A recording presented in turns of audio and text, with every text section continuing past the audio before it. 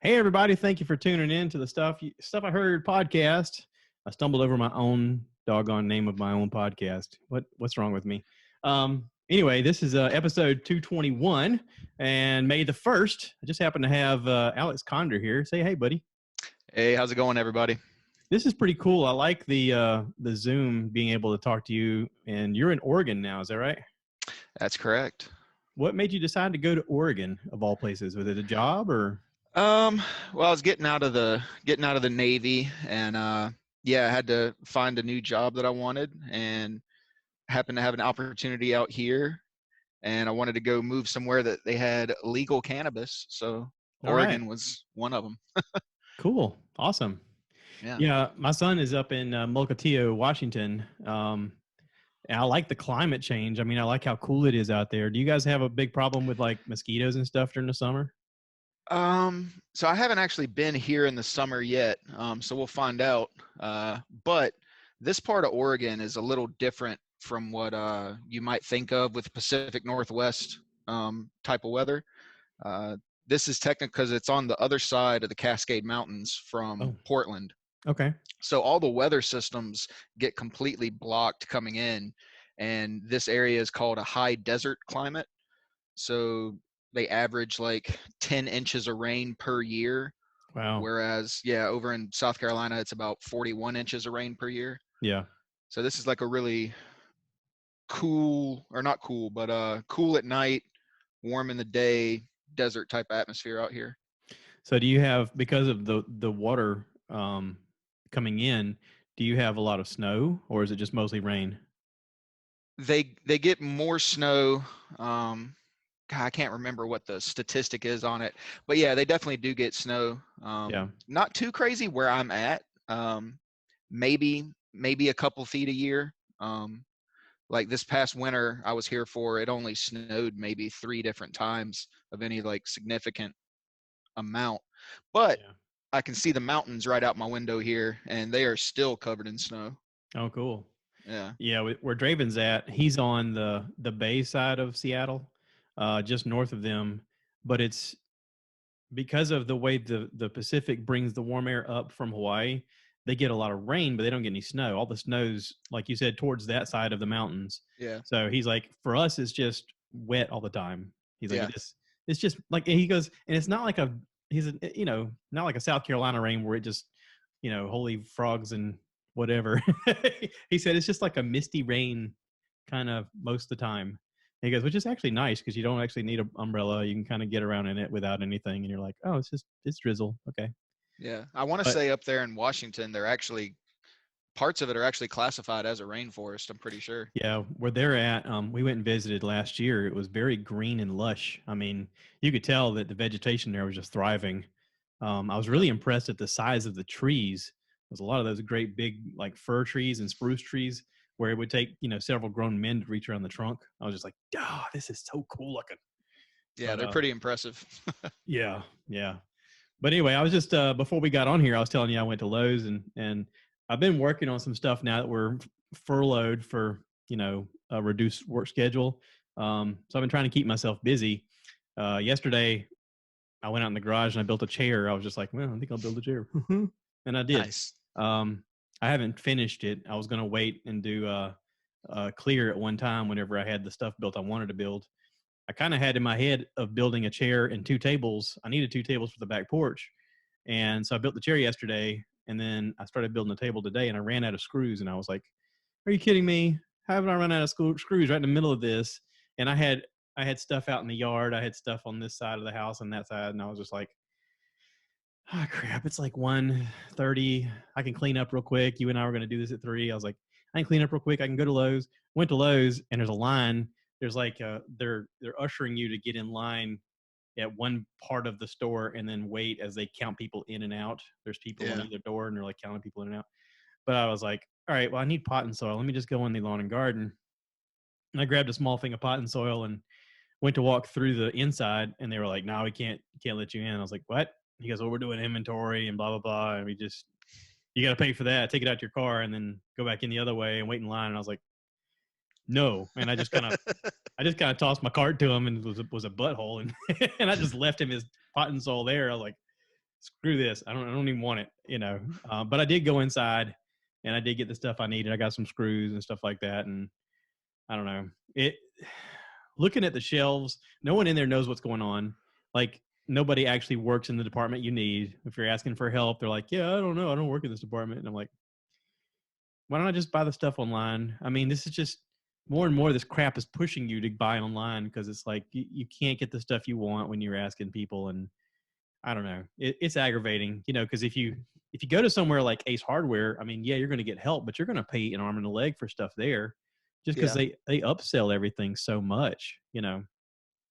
I wish there was a happy medium in between, but there's really not. You either get the big box stores where you get crappy help and good prices, or, you know, you go to somewhere expensive, or you buy online. I mean, yeah, I'd say the only happy medium I can really think of there is to try and it you can't do it for everything, but to try and buy products from more boutique providers, you know, people that, you know, oh, I make custom potting soil at my house. That's what I do. I make potting soil. And you're like, oh crap. Well, I'll buy the potting soil from Janice across town. You know, she does a compost thing or whatever. Yeah.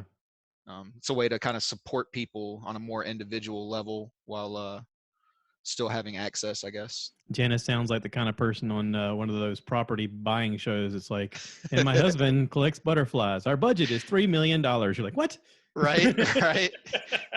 Like, they have the most BS jobs, and they're like, and our budget is, and they, you know, some astronomical millions of dollars they have a budget for. I'm like, who are you people? What the? Yeah, I don't know how they manage that stuff. They have to, must be family help or something like that.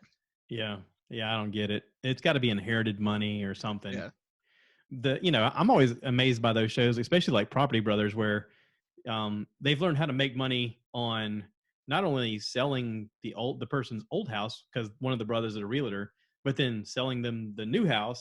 And then you got a guy doing renovations, and they're selling it as a TV show. So they get production costs, they get everything. And of course, during the renovation, they just go, and they'll just run you about 10,000. They go, okay.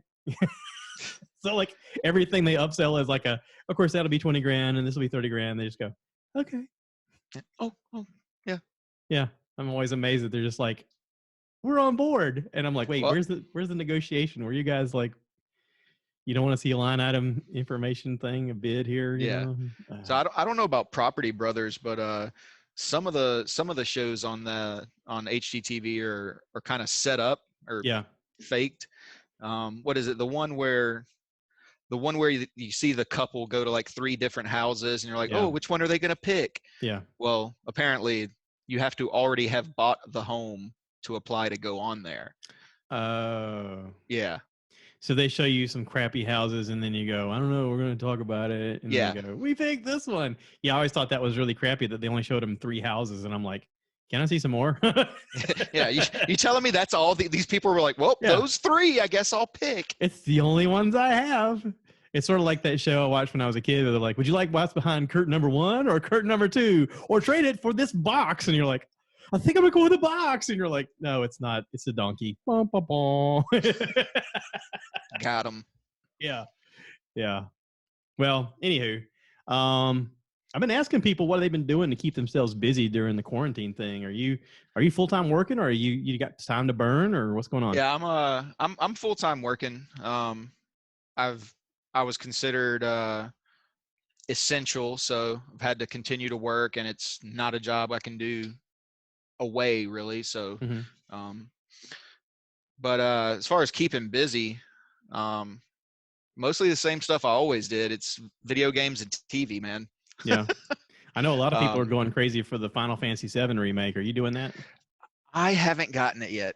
Okay. I saw you and Alex talked about it on one of your recent episodes there. Yeah, I need to get it. I don't know if I want to get it yet though, because I never got the PS4 Pro. I have the standard PS4. And I'm thinking if I just wait till the PS5, it'll be like the best experience you could get with the new Final Fantasy VII, you know? Yeah. I don't want to be limited by the regular PS4. Yeah. Well, and I saw images of the PS5 that it looks like a spaceship type horseshoe thing. I mean, it is It's Yeah, amazing looking. yeah. I don't know if they're gonna keep that design or not, but yeah, it was pretty interesting looking for Yeah. sure. I have not upgraded in a long time. So for me, games have sort of leapfrogged my ability. There was a time where I was very competitive with everything that was out, PlayStation original and then the Xbox. And then when they upgraded to the next level, they added more buttons to everything. And it just surpassed my mental capacity to do anything. And I was just like, well, I guess I'm out. Yeah, I remember you were still playing games back when I was in high school. So I don't Yeah. know, 15 years ago or so, you were still I think we were playing like Knights of the Old Republic or something back then. Yeah. Yeah. I was playing Knights of the Old Republic. But that was on the original Xbox. Yeah. So when they upgraded to the next one, that was it. I was just out. I got to watch it all happen and wave. And, I was sort of, in a way, I could sort of see the future of Twitch because I was sitting around watching my 3 kids play stuff. And I was like, oh, that looks interesting. But I didn't have the mindset to go, let's put it online.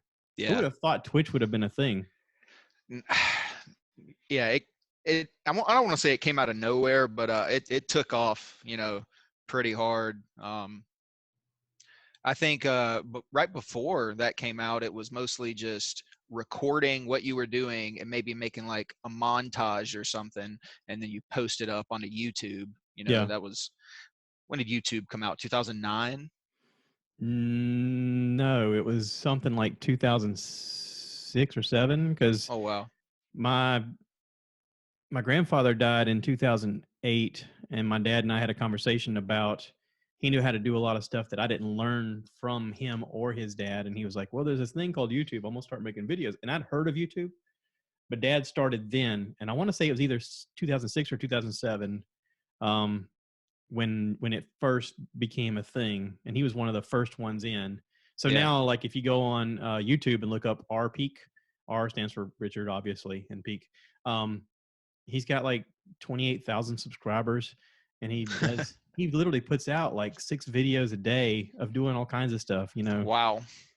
He's been I think his first video was him setting the valves on that Rambler that I ended up being mine for a while, and then went back to him. He had put a motor in it and had set the valves and was showing people how to do it. That was his very first video. So, from there, he started doing brake jobs and started doing, video and everything. This is how you do a brake job. I'm going to do a simple conversion, I'm going to convert this drum over to a disc. Yeah. I'm going to show you how to do some simple plumbing stuff. Okay, we're going to replace this. He bought an old dilapidated house that was built back in the 1800s. It had no nails in it. It was all like wooden pegs that they had drilled holes and then hammered wood pegs in. He replaced everything in the house, put new windows on, put a new roof, had to jack up the floor because the floor was sagging in, had to redo the entire basement. He showed people how to lift a house using these giant jacks that you literally put a block in, and you put a thing in there, and you either jack it up this way or you twist a thing this way and it raises it up. And he had to like re-level his house. It was That's crazy, the stuff crazy. that he did. But he filmed every bit of it, and then from there he started showing people how to play the banjo. As a matter of fact, he just put out a video recently. He said he's going to create 3 more channels because people are always all the time asking him, hey, where's your videos on your banjo stuff? And where's your videos on this rat rod that you built? Where's the videos on this?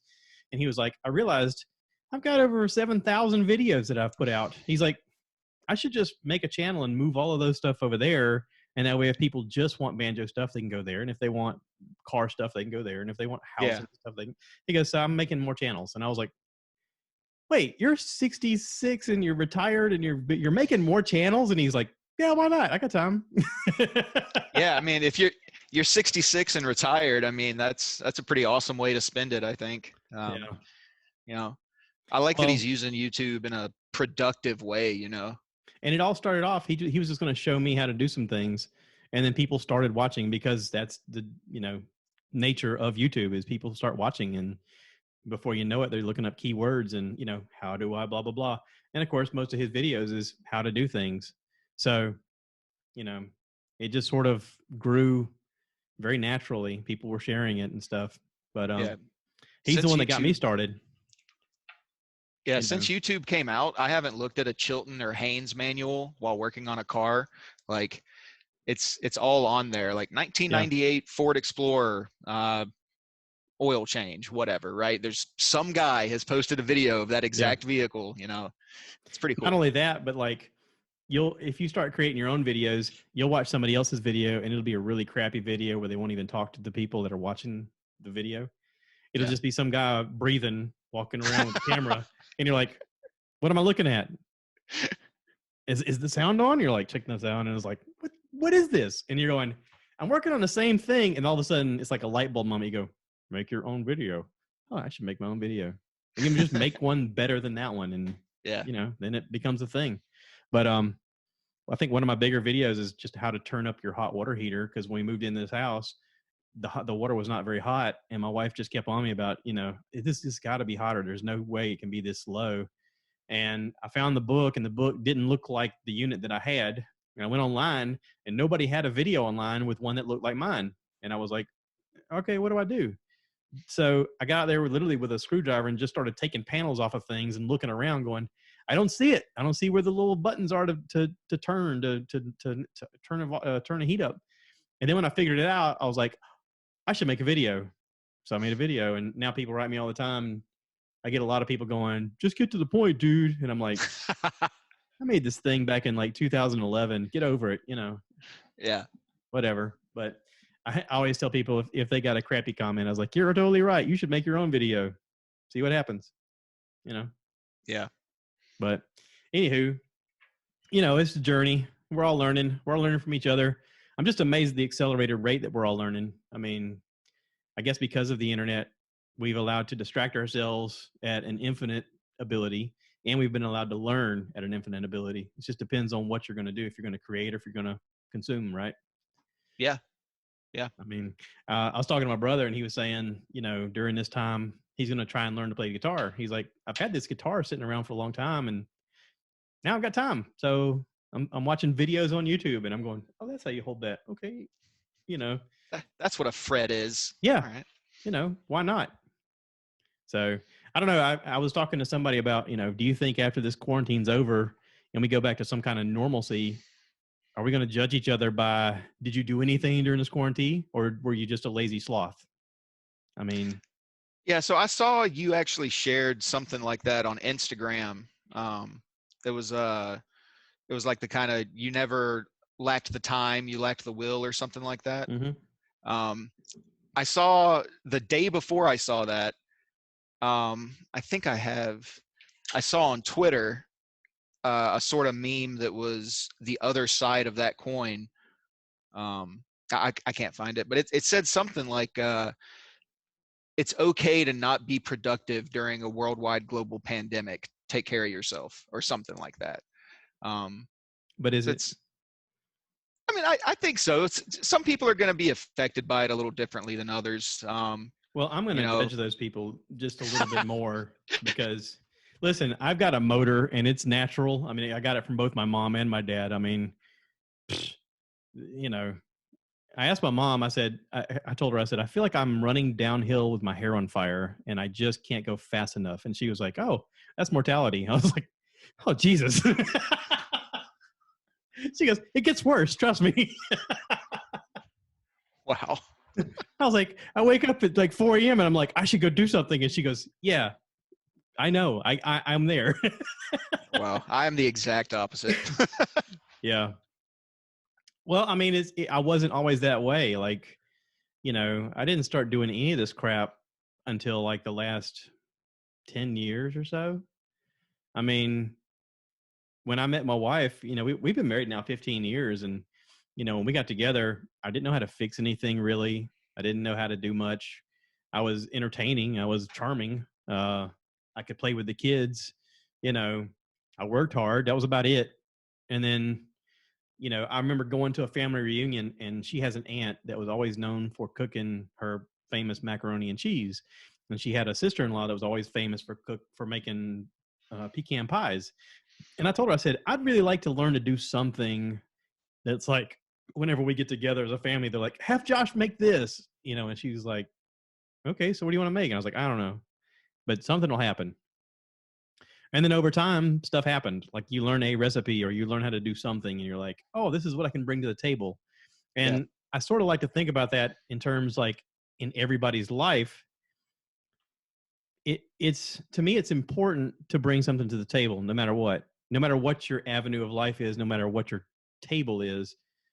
Be known as the guy that brings something, whether it's, conversation or atmosphere, or maybe you're the guy that knows how to mix drinks, or maybe you're the guy that can always have the music planned, or you're the, whatever. When you get together with friends or family, have something that you bring as, oh, good, he's here, he'll handle this. And I think everybody should have something like that in their life. And it doesn't always happen in the beginning. It may take you 20, 30, 40 years to figure out what that thing is. But hopefully at some point in your life, you figure out what your thing is. And it sort of helps you find happiness within yourself, because you're then proud of something, and you can go, hey, look what I can do. And I'm glad to bring this to help you guys out. And everybody's happy that I do it. Yay. Yeah. Sort of finding your own way.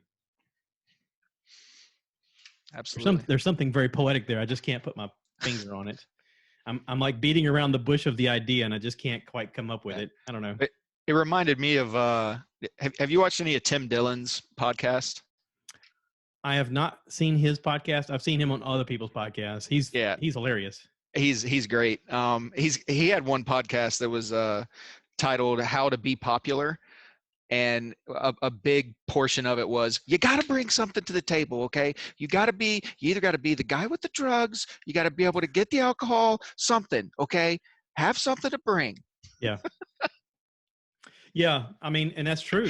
That's true about every position in life. I mean, you don't realize it when you're a kid. I always say that it's easier to make friends when you're younger and you're forced into a social situation like school. I mean, I know right now kids are on quarantine and they can't really hang out like that. But some of my best friends in life I've made because I was forced to have classes with them. And, my buddy Greg, I didn't like him when he first moved to the area. We were in ninth grade together, and I liked this girl, and he moved in and he sat next to her and he started charming her. And I was like, that son of a bitch. And then they rearranged the seating schedule. And next thing I know, I'm sitting next to him and he starts humming Guns N' Roses songs. And I was like, I know what he's humming, and I started singing along with him, and he goes, you know what that is? I was like, yeah. He goes, I'm from Ohio. I got the new CD. That was when Lies came out. He's like, I got the new CD. I was like, that's not even out for another month. He goes, yeah, but I'm from his hometown. We got it a month early. I was like, new best friend. Wow. Well, we would have never bumped into each other or had that situation if we're not forced to be in a classroom together. Yeah. And when you get older, like I've made a reference that my next door neighbor likes watching college football. He likes grilling out. If that dude showed up at my front door, I'd be like, hey, buddy, you want to hang out? I'd be like, what the fuck are you doing at my front door? Get out of here. You weirdo. Yeah. I actually had that happen. It was a couple weeks ago. I was on Zoom with Alex and some of his friends. We were playing Cards Against Humanity. And my door, somebody knocking at my door all of a sudden, or doorbell, whatever it was. And I was like, what the hell? It's like 6 p.m. at night. So I take my headset off, go down there, and apparently it's my neighbor, but I have never met any of them, right?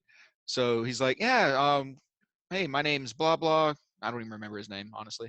He's like, we got we got some Papa Murphy's pizzas we're going to be cooking up over here. So just wanted to reach out and invite some people. So come on over. And I was a little freaked out because, one, I just got done smoking and somebody's knocking at my door. And then it's the cops. Oh wait, I'm in the right state. Yeah. But and then two, it was 3 weeks ago when I think, at least personally for me, there was a lot more heightened worry about coronavirus. Like there was a lot of unknowns, right? Yeah. And we had a stay-at-home order and social distancing and all this stuff. And here's this guy knocking at my door, trying to shake my hand and invite me over to his house. I was like, what the? For several reasons, no, please just go away. And then I realized I never even introduced myself to him. So like he came over to my house, introduced himself as my neighbor, and I didn't even give the guy my name, which I didn't mean to do that. But he threw me because it was like, why is there effectively a stranger at my house during a global pandemic? Yeah. Yeah. And I mean, I'm just as guilty of, meeting somebody and they can tell me their name, and within 2 seconds, I'm like, what did they say their name was? Like, I'm thinking to myself, that didn't even process in my brain. I like hearing music, like that internet meme of the the three little heads going while they're telling you your name. Oh yeah. Music's just playing while I'm like, what did he say his name was? You're gonna have to say that a few more times to get it to stick in here. Yeah. Of course, they say there's like a number, like they call it Dunbar's number, that you can immediately recall 150 names off the top of your head, because that's society. When you were in small groups, that's what you were built to remember. And then I think about the people that I know, like family-wise, friend-wise, and then work, and I'm going, yeah, I'm really pushing that 150 way past what it should be. And there's moments where I'll see people that I know, and I'm like, hey, what's up, man? And I'm just like, oh, I get it. And it's sort of like, I like to think of it mentally as going in your brain and like dusting off a file. Where's that name? Come on. His face. He worked at this place, and it's just nothing. Well, yeah. So, I mean, that makes me think about how we're in general kind of living our lives, in this technological society. Mm-hmm. We live our lives very differently from what a, biological evolution standpoint would have you think that we were designed to do, right? Yeah. And I think it's going to be really interesting to see how our species does over the next like couple of 100 years or so of having just society so different from our biology. Well, think about your lifetime, how technology has changed. Yeah. Just with television alone, or with a phone. I mean, I'm sure you remember a phone being attached to the wall, and then it was cordless, and then it was cell phones, and then the evolution of cell phones in a short period of time is so exponentially sped up. It's like, okay, how much sooner before we get this phone just injected into us, so we don't have to think about calling? Let me call Alex. Hey, buddy, what's up? And not even have to dial anything or whatever. Neural implants. Yeah, I mean. I know Joe Rogan was recently talking about, some company in Sweden has started, putting microchips in their employees so that they could pay for things or have access to things in the building. And he goes, so what happens if you get fired? Do they have to surgically pull that out of you, or do they zap you? And what, or do you just get more crap put in your arm and you go to a new company? He's like, that's so crazy. And it is crazy. They'll present it to you in, but they'll present it to you in a it's totally harmless sort of way. Be like, there are 15 layers of your skin. It goes under the 6th layer, so there's no pain, but it still would come off eventually. You just get reapplied once every 6 months. Yeah. Or it'll be like an iPhone or whatever new phone that comes out. You have to get a new one put in like every year because it's got new upgrades this one allows you to now you can actually do YouTube underwater, and you don't have to have a camera. You just think about it and it'll be uploaded to your Facebook, and you're like, really? Oh, I got to have that. It'll be always a new selling point. I heard there was a guy that worked for Google, went on a podcast years ago. I want to say it was about 5 years ago. And he was saying, I think it was with Joe Rogan. He asked him, so what's the future of our technology with our phones? And he goes, well, I can tell you that what you have is the latest that's out to the public, but it's not the coolest that's coming. He goes, we're 10 years ahead of what you have right now. And he goes, what? He goes, just imagine something the size of a blood cell being injected in you. And not only will you have the ability to communicate with people without having to hold a device or think about it, but you'll also have nanobots in your body that can repair things that are ailing you. So he says, say you are a smoker, the nanobots could repair the damage done to your lungs without you even having to think about it. And he went on and on and on about this, and Joe was like, yeah, but what about the other side of it, the Big Brother side of it, the Terminator side of it, where they go, we just got too many people, we got to off some of these, and they just hit a button and people drop dead. And he goes, what's the trade-off? I have to take the good with the bad here. He goes, what do you want? Do you want to be able to smoke and not have lung cancer? Or, somebody hits a button? And Joe was like, that's really messed up. He goes, I know. He goes, but here's the thing. Everybody's going to want it because of the health benefits. He says, think about if you've got like rheumatoid arthritis or, some degenerative heart disease, and we're able to help you through these nanobots and having this computer in your body that can heal the damage on the inside of you. You're going to want it. No matter the side effects, no matter the risk, you're going to be like, oh, sign me up. Yeah, I want that. And I was like, he's got a point, but also that's terrifying.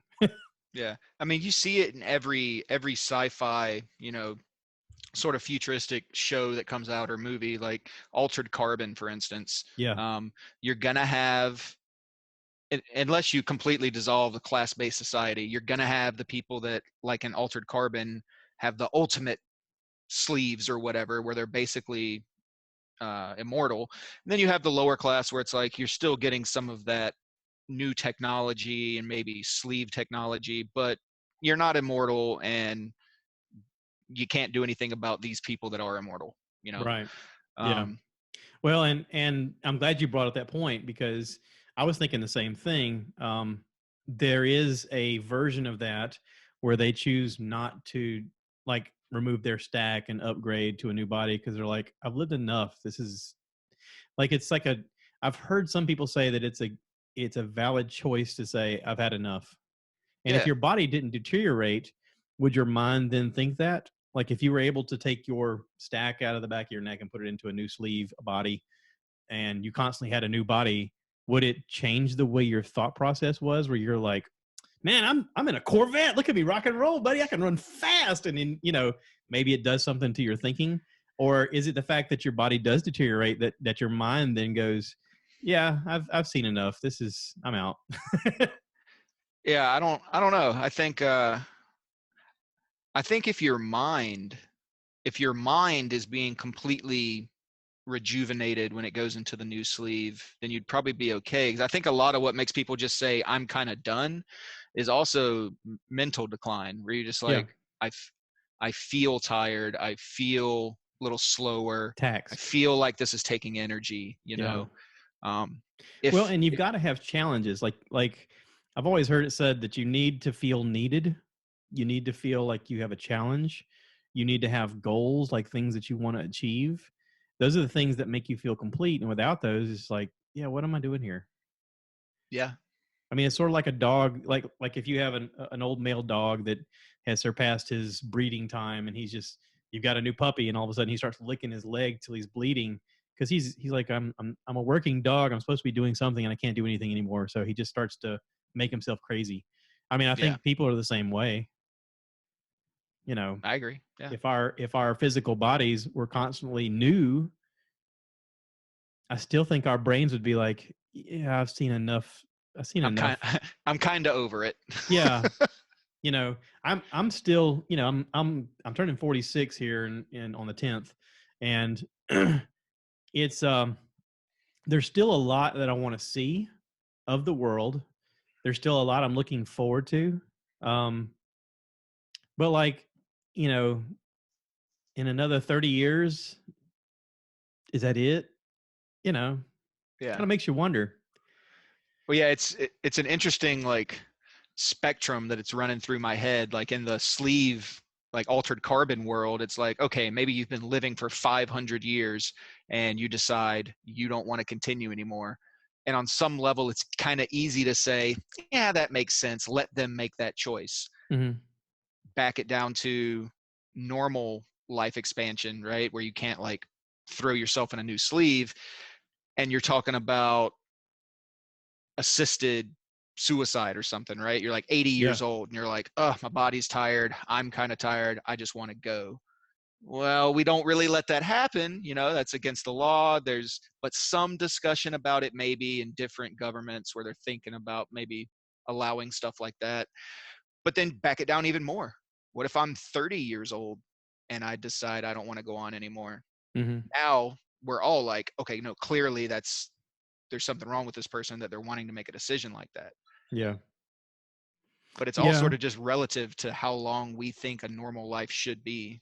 Right. It is all perception. I mean, I always like to think about secondhand lions, the two uncles that they get to a certain age and they end up buying a plane, putting it together, and then flying into the barn to kill themselves because they're like, yeah, we had a good fun.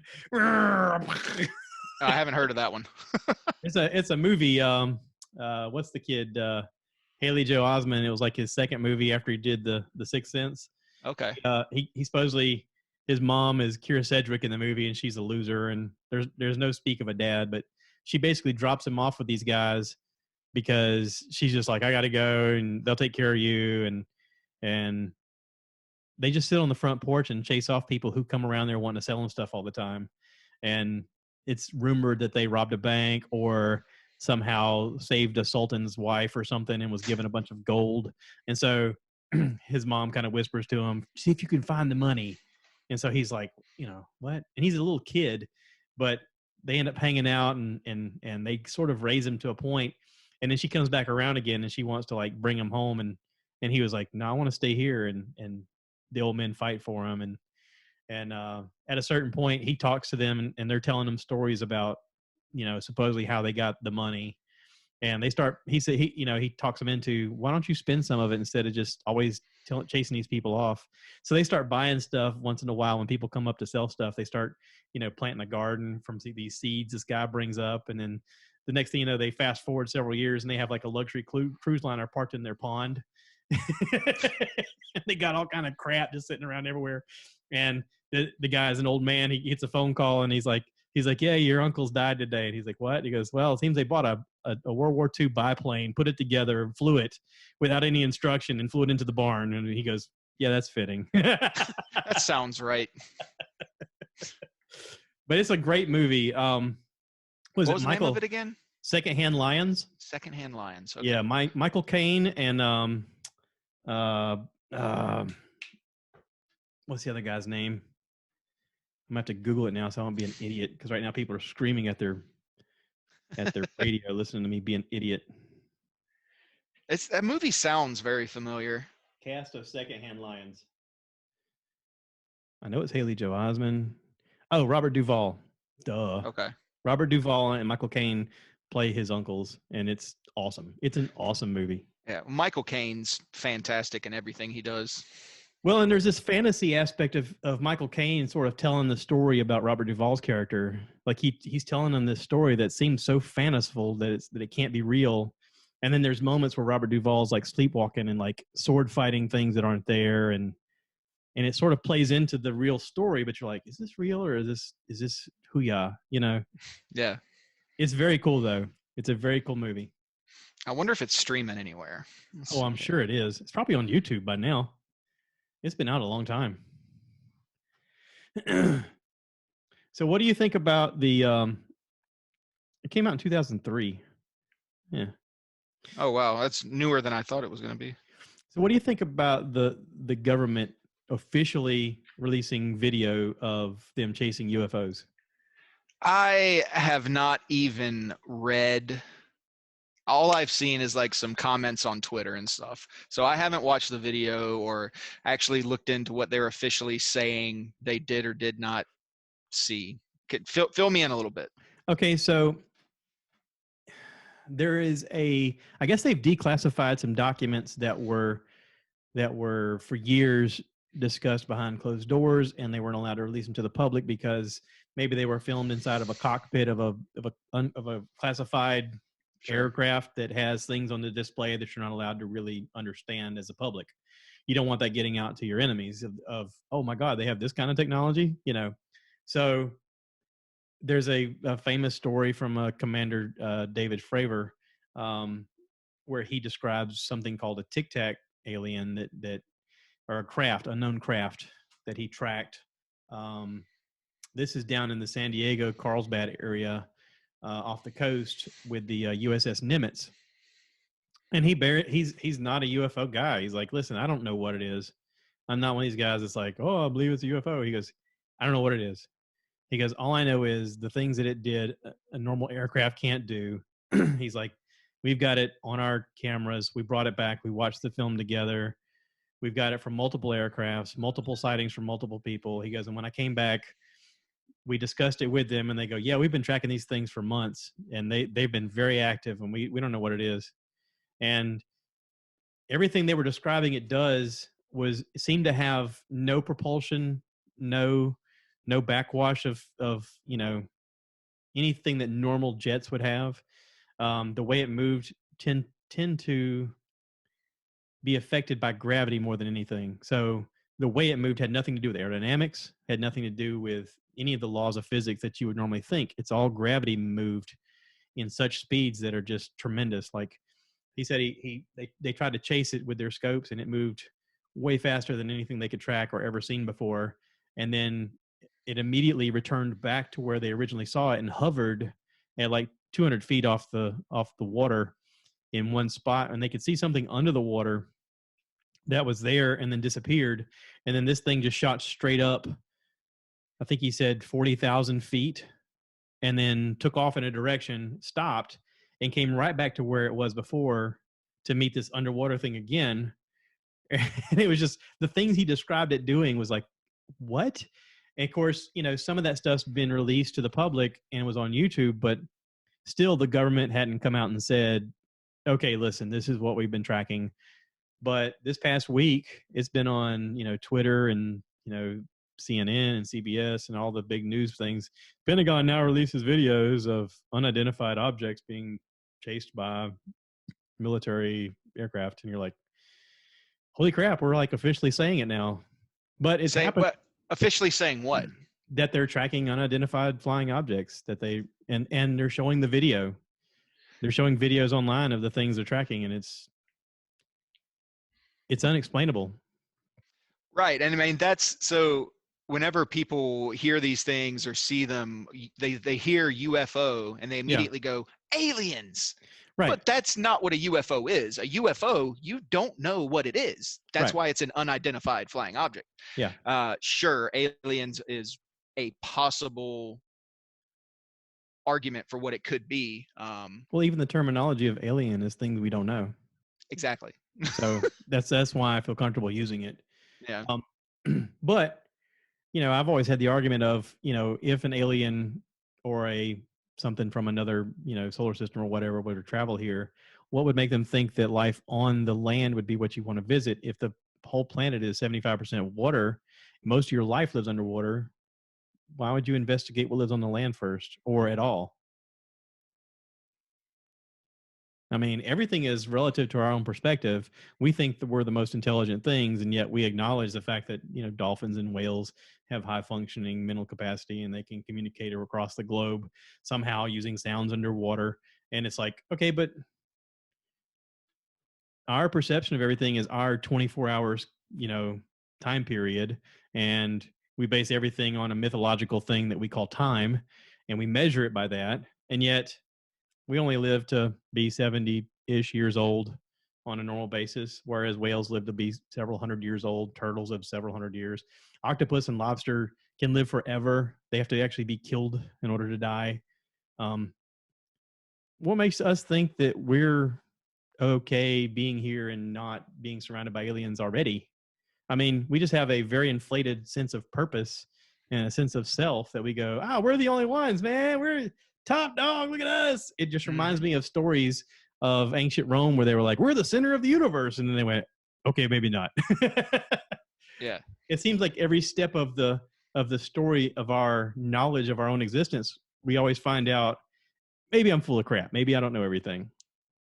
What was it? Neil deGrasse Tyson.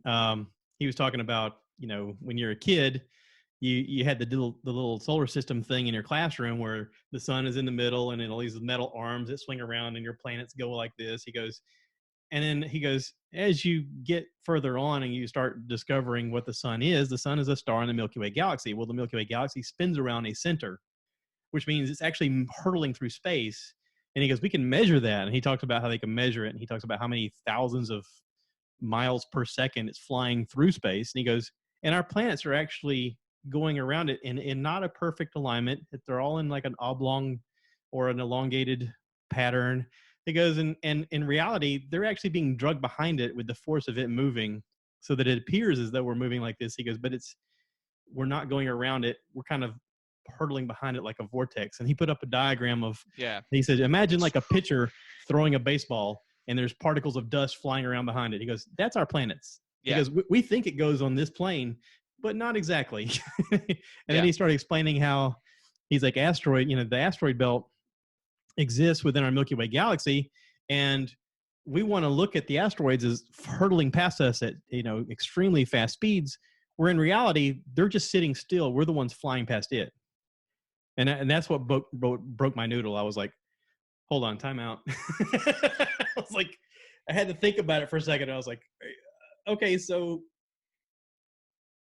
The asteroids are just sitting there. It's what we see as you know, and you're like, holy crap, look at it move. It's not. It's just sitting there. We're the ones flying past it. Well, I don't think they're just sitting there, right? They may or may not have a vector. May or may not. Yeah. Yeah. Okay. But they certainly could be just sitting there. But there's a thing as the asteroid belt, and it exists within a certain plane of the Milky Way galaxy, and we tend to go by it on a regular pattern. Yeah. As we're going around, and the whole thing just makes me feel really stupid. Yeah. Is that the Kuiper belt? I don't know. I try to keep up with this stuff. I'm very interested in cosmology and the cutting edge of physics after that, like quantum mechanics and stuff. But obviously I'm not, I'm not going to fully understand it. But anytime I can find Neil deGrasse being a guest on something, I'm like, ooh, I want to hear this. It's always fascinating, which I think he has his own podcast now. I haven't. He does. He has a Star Talk, I believe it's called. I really want to go to the Hayden Planetarium and go see, go see one of the events there or something. Yeah. Yeah, that'd be awesome.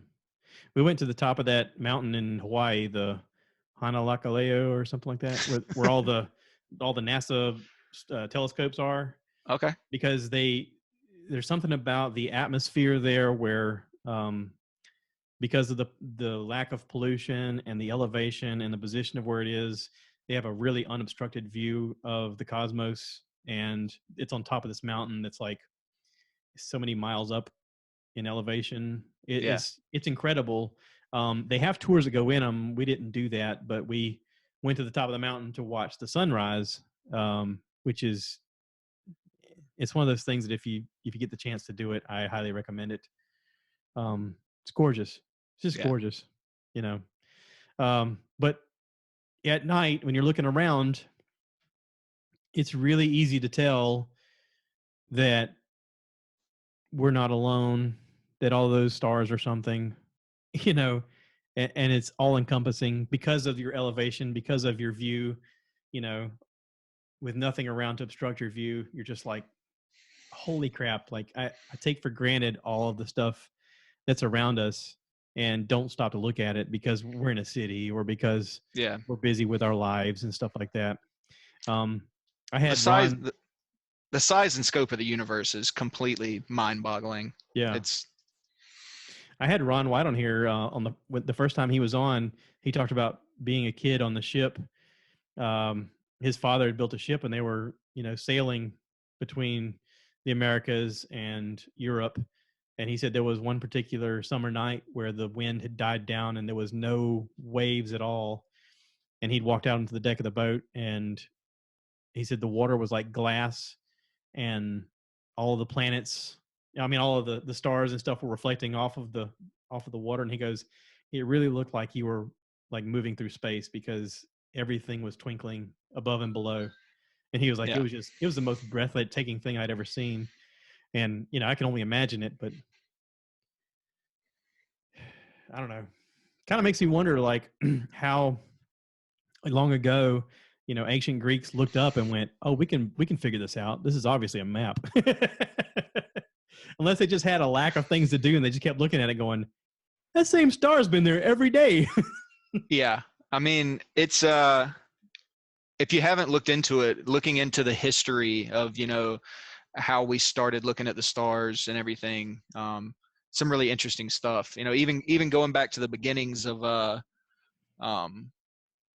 really what started the idea of quantum mechanics goes all the way back to Democritus, when he's trying to develop this idea that all matter is made of the same thing, just this really small indivisible atom, right?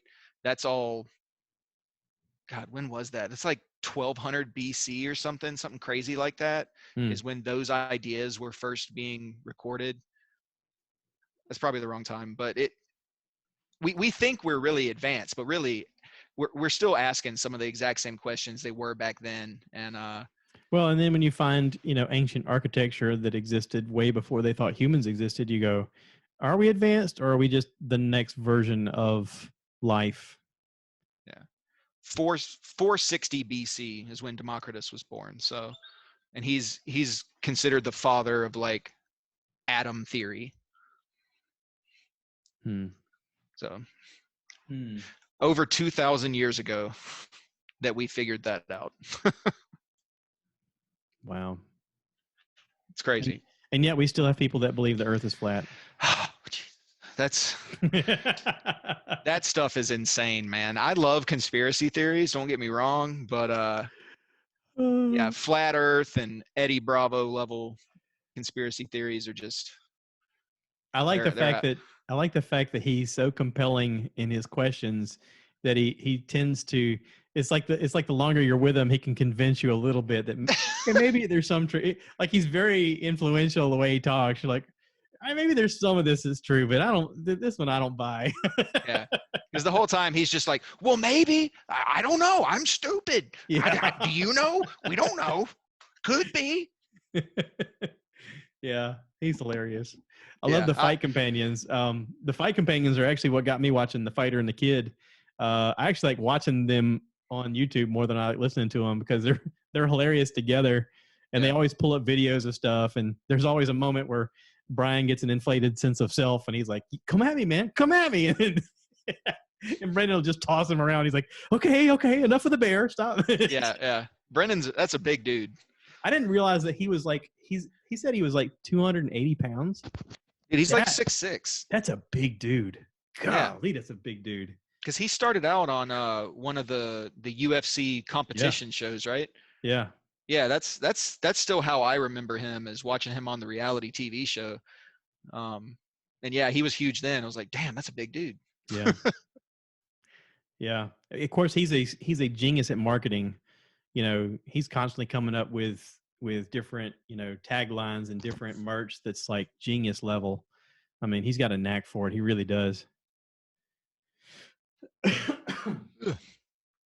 But anywho, so I've been watching a lot of Star Wars stuff on Disney Plus. They have the animated series on Disney Plus. Yep. Have you seen any of that content? I have seen, I want to say like the first season or so of what's it called? Clone Wars. Yeah. I've seen all the live action stuff, but as far as animated, I've only seen like one season of Clone Wars so far. Okay. I can tell you that Clone Wars, they're still coming out with content. They're in the 7th season, and they call it the final season. In the 7th season, it's merging into the movies. Right when what's happening right now is basically one of the movies where Anakin kills Dooku just before he turns into Vader. So things are happening in the story that's like leaning into the movie, and you're going, whoa, holy crap, I can't believe this is at this point. But I was not a fan of the Clone Wars cartoon in the beginning because it seemed to jump around a lot. It took me about a full season to where it finally started being like a regular story. And honestly, the story for me took off around Anakin's Padawan, Ahsoka Tano. And now she's like fully grown and she's a complete badass. And yeah, I just watched a great 2-part episode, number 9 and 10 of the last season, where she fought Darth Maul. Spoiler alert, Darth Maul came back. Yeah. It's an interesting story the way that happened. And they show all of that. They talk about it and they show it. Really fascinating. But it was a beautiful fight scene between her and him where she's a dual lightsaber wielder and she jumps around like Yoda. I mean, she's just very athletic. And Darth Maul, of course, has got that double-bladed, thing that he's swinging around, and it's visually gorgeous. I was like, God, this is better than a movie. Yeah. I don't know you could get actors to do what they did. I mean, holy crap, it was incredible. I was really excited and loved The Mandalorian. Yeah. It is. She's going to be on that. Yeah. So because at the end of The Mandalorian, spoiler alert, right? The Darksaber. Right. Which I didn't know anything about the Darksaber. I Googled it, and they did like Me too. This guy did a 20-something minute discussion where he mentioned a bunch of names. I had no idea who they were. And I think I watched the same one. I was like, okay, I need to go back and watch these. So when I started watching them, I started seeing it pop up with the Mandalorians. And, there's supposed to be some kind of like color thing that has to do with whether they're good or bad. So like, I know the red is supposed to be if they're bad, but then like the blues and the greens are supposed to be if they're good. And if they're white, they're supposed to be somewhat neutral. what is the absence of color? What does that represent? What? I don't know. I don't know what that means, but apparently it's really awesome because it looks really cool. But Rosario Dawson is going to be playing Ahsoka Tano as a grown Jedi wielder or whatever in this Mandalorian series. I'm looking forward to her being there. Yeah. Because when you watch the cartoon, there's moments where you're watching her talk or move or something, and you're going, I could totally see her playing that. That's her mannerisms, her facial expressions. They must have modeled her face after doing this character because it's spot on. But yeah, I watched it. I think episode 11 just came out. I don't know how many there are. Usually there's like 20 something episodes per season, but they get really good. I can tell you, if you go back and watch them, there's episodes where they're underwater. Those are all garbage. You can just skip them. Oh, really? They're just filler episodes. Yeah. They have nothing to do with anything. It's just these slow progression of Anakin kind of taking his own risk and going against the Jedis and whatever. But there's literally episodes I've watched where I was like, that was pointless. The whole episode. Have you watched pointless. Rebels yet? Yes. Okay. And Rebels is really good. Yeah. From beginning to end. Have you seen Rebels? No, I haven't yet. I've heard really good things from Alex mostly, but yeah. Time wise, it's supposed to be, I think, after after Return of the Jedi. So it's supposed to be like the Empire is defeated, and this is like some years later, and this is when this takes up, and the character Saul Guerrero and all that, right? Yeah, and the character development is really incredible, but especially when you get towards the last season, the things that happen to the main characters is so well done. They're literally visual type episodes where you want to watch it over again because you can't believe what you just saw. Like can I give this away or not give it away? Yeah, there's a way I can do that. Okay. So there's a point where a character goes into a rock formation and he's in a place of the Jedis that's between time and space. And literally he's walking on a you'll trip out about this because it's very astronomical, and he's on a linear plane like this, walking on like a sidewalk type thing that intersects with other sidewalks, and they're circular and they're all intertwining in different ways, and each one has a portal in different parts, and he realizes that they're spots in time that he can see, he can travel to, he can manipulate, but he can't undo it if he does. And if he makes a mistake, and there's a moment where he interacts when he shouldn't, and it almost becomes the undoing of everything. And it's very beautiful the way they did it. That's crazy. It is so powerful, and it can only be done in a cartoon. You could not do that with actors. Yeah. It is so awesome. I mean, they really hit it out of the park with that one.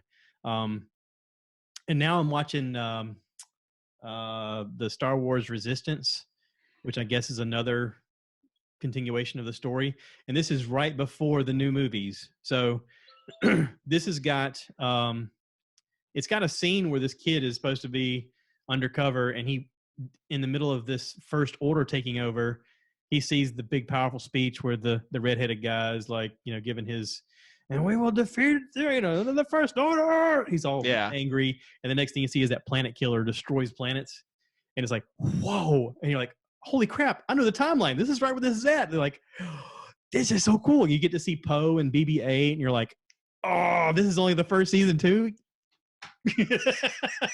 That's Star Wars Resistance? Resistance, yeah. Okay. I don't even think I'd even heard of that one yet. That's on it's on Disney Plus though? Yeah. Nice. Yeah. So I'm real happy with the extra content. I mean, I like all the little side stories. I like the character development of all this stuff. And it's really cool because, some of these characters you've seen in movies and you're like, oh, that's where that guy come from. Okay. That makes sense. Yeah. So I like all the little background stuff. How do you feel about where we ended with the new part of the new trilogy? I liked it. Which comes out on the 4th. Apparently it's going to be available to watch on Disney Plus on the 4th. Oh, wow. So okay. I'm looking forward to that. I went and saw it at the theater in 3D. I was very happy to see it in 3D. Mostly 3Ds suck, but this was really good, especially the Force Lightning thing with the Emperor. Yeah. Holy cow. But I like the storyline. I like the fact that they tended to they left a little bit of mystery, but also closed the loop on some things that I felt like I thought they did a good job. I mean, I don't know that George Lucas would have been able to continue going with his story because you do need to eventually move on, and this allowed this to happen in a very good way. Um, I'm happy with it. A lot of people want to speculate ahead of time of this is what I want to see, and then when they don't get what they see, they're disappointed. And Yeah. I try not to be like that. I know that if Well, there's books out, like people who read Game of Thrones and then when they watched it, they were like, "Well, this doesn't look anything like that." I'm like, I didn't read it. And I think it's fantastic. yeah. Same thing with Harry Potter. When Harry Potter came out as movies, people who'd read the books were like, "Well, that doesn't look like I thought it would." And we're like, "Are you Who kidding me? That's cares? gorgeous." So Yeah. the lesson here, kids, is don't read. Just go to the movie. Yeah, I try to kind of separate the two conversations in my head. Like, I love everything Star Wars, so whatever they put out, I'm gonna watch it. I'm gonna enjoy it. Yeah. But then they're okay. Set that aside. Now there's the other side of me that goes, now let's pick apart the plot and see what actually makes sense. Not necessarily what did I want to see happen, and I think Ryan Johnson kind of screwed the pooch here whenever he started trying to like surprise people. It's like, you don't necessarily have to do that, man. You can just let the story go where it seemed like it was going. Yeah. There's nothing wrong with that either. When I went opening day, I went in a matinee when I got off of work. I got off work early that day because I'd gone to work early, and I made a point to pee before I went in because I was like, I don't want to have to go pee. I know this is like 3.5 hours or something like that. And that opening sequence with Kylo Ren that seemed to last like 15 minutes where he didn't say a word. It was just his actions. Yeah. I was pinned in my seat with my eyes like saucers. I was just like, I couldn't believe what I was seeing. And I was like, holy crap, this is unbelievable. And it didn't disappoint, not 1 second. There was not Yeah. one moment because I had to pee halfway through it and I couldn't get up to go pee because I was like, there is no slowdown. Like this movie is it's got its foot on the accelerator the entire time. And if you go to pee, you're going to miss something. Yeah. I mean, it's that way through the whole movie. Most movies have like a lull here and there. I don't think this had it at all. I think this is the best movie they made. Oh, really? Yeah. I mean, I'm really happy. Like up until this point, my favorite movie was Empire Strikes Back because to me, Empire was one where the good guys didn't win.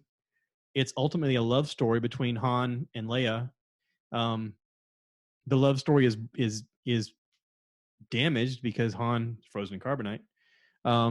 But also, your hero gets his arm cut off, and he's slowly transitioning into his father in a way that you see him decline, but get stronger in the same process. Plus, you get to see R2D2 do things that you've never thought he could do before. I mean, he's underwater and he's shooting flames out of him, and he's got the little antenna popping out of the water, and Yeah. he there's more character development in that story. That's exactly what I was Lando just thinking. Calrissian gets into the story. You suddenly have a background thing between Han Solo and Lando Calrissian. And you're like, who is this Lando guy? To me, it has the best character development up until that point. But it's the only one of all of them that's really a very tender love story that's surrounded by a battle. I mean, you could say the one with Anakin and Padme was, but Anakin was such a shit. You're like, I don't even like this guy now. Yeah. I know I kind of don't care. But he's such a petulant turd right now. I mean, I don't know if it has to do with Hayden Christensen playing him, or they just told him, hey, we want you to be a real turd all the time. But God, he was a turd. Now, whoever does the animated thing for Clone Wars, when they have Anakin play that, to me, that's a well done Anakin turning towards the dark side without being a jerk like Hayden Christensen was. Yeah, he seemed like a real person. Yeah. I mean, making just life decisions of, I don't agree with the council on this. I want to do my own thing. Like this seems to be the smarter way, which is what we all tend to have a mindset of. If you're faced against the altruistic choices or this makes sense better, you tend to go with what makes sense better. Sometimes you go, let's just do this. This is going to help people more than what these people say I have to do. I mean, so, it's easier to kind of side with that. And maybe it was because of the movie format and the fact that they were, only given 2 hours, and he maybe was on the screen for 40% of the movie, 30% of the movie. And you're like, you got to show him be a jerk. Maybe they wrote it that way. I don't know. All I can tell you is that the animated series is much better than the movies. Yeah, I'd actually kind of forgotten that because I watched so many different shows at one time. Yeah. That I just forget that I was watching one, and Clone Wars is one of those that I started and just dropped at some point, but I was enjoying it, fairly well. I started it right after The Mandalorian. Yeah. So. And we got my wife's parents to watch The Mandalorian. Her mom likes Star Wars and her dad hates it, but we got him to watch the first episode, and he likes Westerns, and it's really like a space Western. Yeah. I mean, it's got that music. He's walking into town, it's like, he's kind of a badass, and he's he's gonna kick butt whenever he's in town, and it moves at a good pace, but not too fast, and Yeah, if Star Wars is a space opera, then Mandalorian's a space Western. Yeah. I totally agree. Yeah. I'm excited. I'm anxious for season 2. My wife got me to watch the Outer Banks on Netflix. Yeah. She loves it. She loves it. There's 2 really hot girls in it, which makes it worthwhile to watch. And for ladies, there's a bunch of hunky dudes with their shirts off, which apparently makes it really good. The story's okay. The story's got enough. It's got enough intrigue and danger and sort of an element of Goonies in it that gets you into this treasure hunting idea. There's elements that I can definitely pick holes in, but all in all, it's decent. Yeah, I think I'm on like episode 2 of that show. It gets better. It really gets good. Yeah. Yeah. Like I haven't even finished watching Tiger King. I watched like the first 2 episodes of that. Yeah, I can't watch Tiger King. I can't get into it. Yeah. I don't want to get into it. I just seeing the previews. I can't. I'm out before I start. I think it got way too big on the internet, and then I watched like 2 episodes, and I was just like, I don't care. I grew up around people on cocaine that made bad choices. I don't need to see that again.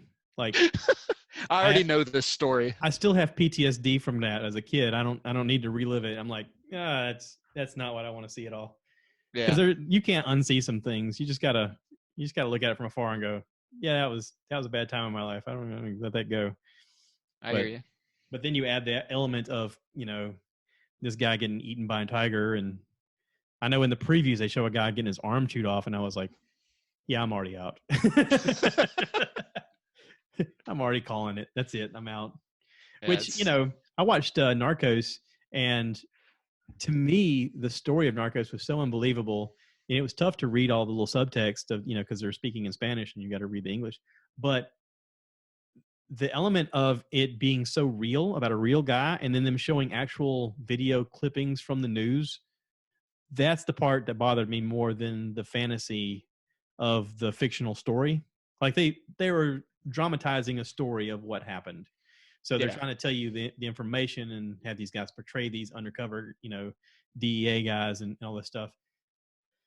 But when they show you the actual footage of the bodies and of this guy, parading around in public, and then the moment where he's excommunicated to Panama, and his wife's like, I want to go home. And he's like, if we go home, there's going to be war. And she goes, do whatever you got to do. And the next scene, you're seeing actual footage of tanks rolling downtown and blowing up the government buildings. And you're like, oh my God. Like, it's so overwhelming.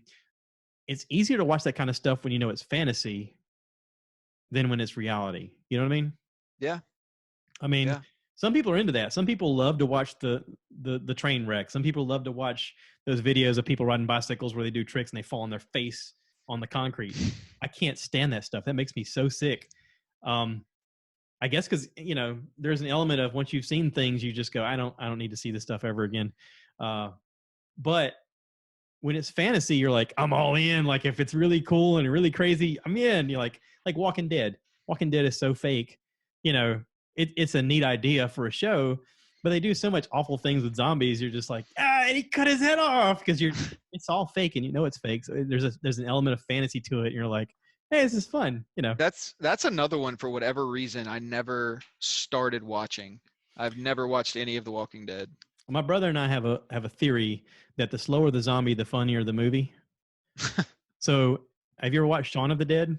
Yeah, I love that movie. It's hilarious because they're so slow moving, and he can make jokes and he can whack on them and like Zombieland. They're in the first Zombieland. Yeah, they're really slow in the first Zombieland, but then you watch something like World War Z, and it's like, it's just too much. It's like, whoa, it's terrifying. Yeah, because they're so fast. I mean, but if they're slower, it's like, then you got the Resident Evil movies. Yeah. They're kind of their own thing. Well, when I was a kid, it was the Return of the Living Dead. Very campy, humorous kind of zombie movie where they eat brains. And I'll never forget it. There's this one scene where this zombie crawls up into a paramedic's ambulance and gets on the walkie-talkie. He says, "Yes, we need help." And it's like, "You need assistance?" He goes, "Send more brains." And I was like, yeah, that's pretty campy. Yeah, I loved it. It was hilarious. Yeah. But yeah, I'm going to do a podcast with Adrienne, and I want to ask her about that kind of stuff since she's been on the show. So yeah, I was going to do one yesterday, but I think she got busy. She never got back in touch with me. Yeah, she's done a lot of cool stuff already. So yeah, oh yeah. Well, she was in Ozarks, the season 3. Yeah. She posted videos on her Instagram of that, and I was like, wait, she was in that scene? I had to go back and watch it again. I was like, oh, I can totally see her. Oh, that's so cool. Yeah, I was looking for the whole season. Like I found out that season 3 was released because I saw her post about it. So I was like, oh, sweet. So I pretty much binge watched the whole thing, and I never saw her. I was like, crap, I missed it. Yeah. And then she posted the one saying where she was, and I was like, oh, shit. Yeah. Yeah, that's totally cool. Which, of course, she's sort of got that dark skin and dark hair and dark, she can look like one of the Mexican cartel or Colombian cartel people very easily. You just, put her in a dress and I guess put a little makeup on and she blends right in. But yeah, I'm excited about talking to her about that kind of stuff. I'm curious what she's doing right now during this whole quarantine thing, if they're actually filming or if they're doing anything. Yeah, I don't know. Yeah. I don't know. All I know is I got a lot of free time on my hands. So I was like, double down on the podcast, baby. We can do this thing. Yeah. I think part of my process is I'm enjoying showing other people how to do it. Cause I'm like, if you ever had the desire to want to do one, first off, be a guest on one and then just say, how do I get started? And I've tried to make videos along the way and put those on YouTube of like, hey, if anybody wants to do one, here's how you do it. Yeah. And so I was literally doing one, 2 days ago with Danny McWilliams, and as we were shooting the video, I said I should show people how to get the audio and the video from this and move it over. And like before I knew it, I was making 3 videos at the same time. I had cameras here and cameras here, and I had my phone and I was going like this and taking photos and I had so much crap going on at the same time. I was like, at a certain point I had to hit pause and step back and go, what am I doing? Yeah. No, I'm supposed to be starting a podcast here soon-ish. Me and my buddy Andrew want to do something kind of long form, like 3-hour long things, like you see Joe. out of Joe, yeah. But just really taking mostly political topics, I would guess, for me and him, and just sort of running them to ground, trying to help people make sense of things and figure stuff out, because me and him are both really into politics, sociology, like looking into all this stuff, economics. We do a lot of research on it and figure we might as well talk about it and put it on the internet. The hardest part, and really the first part, is just coming up with a name. Yeah, so I picked a name because I was like, all right, we need to actually do something. So I was like, I'm going to create our YouTube channel and just get it started. But I didn't even ask about the name. I just picked something. And so it's People Over Corpse, which is people over corporations.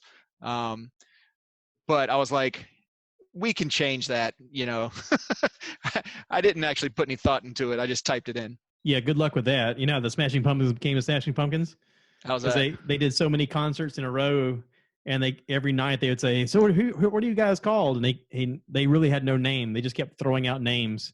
Each one of them would get interviewed, and they would all tell them different names each night. And one night, Yeah. Rolling Stone was interviewing Billy Corbin, and he was like, "Yeah, we're the Smashing Pumpkins," and he goes, "Cool."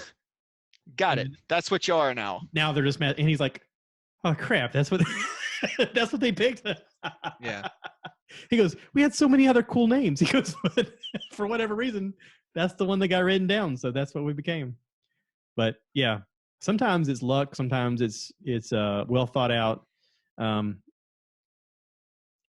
and there are people who will overthink it. Yeah. Like, sometimes you can just go with your name. Sometimes it could be something clever. I don't know. But if you come We'll up with a see. name, We'll it's going to see. be really hard to change the name. Yeah. Yeah. We'll see. We'll see how it goes. Yeah. But we figured we just wanted to put stuff out there because me and him talk about politics all the time, and we're like, let's at least get it out there. If we're gonna act like we think we know what we're talking about, we'll let some other people critique us and see what they think. Yeah. Well, and like I've got friends that want to start one, and they always say, "Yeah, but what if I don't know what I want to talk about, or what if I do a couple episodes and I don't know if I want to do it anymore?" I'm like, you don't know that until you try. Yeah. Like, start. Yeah, just put something out there. Just start. It's almost certainly not going to end up being what you set out for it to be, honestly. No, and it's supposed to change because you change. You know. I mean, if you watch early Joe Rogan's and he's sitting in his bedroom with crazy lights going around, and they're literally just acting like idiots watching videos online and talking about it, and and you look at what it is now. I mean, you don't have to have a studio, you don't have to have anything. I mean, I got started with just my phone. That's it. That's all you got to get started with. I got this light thing. That's the newest, the LED. Yeah, I saw that. It makes it look so much better.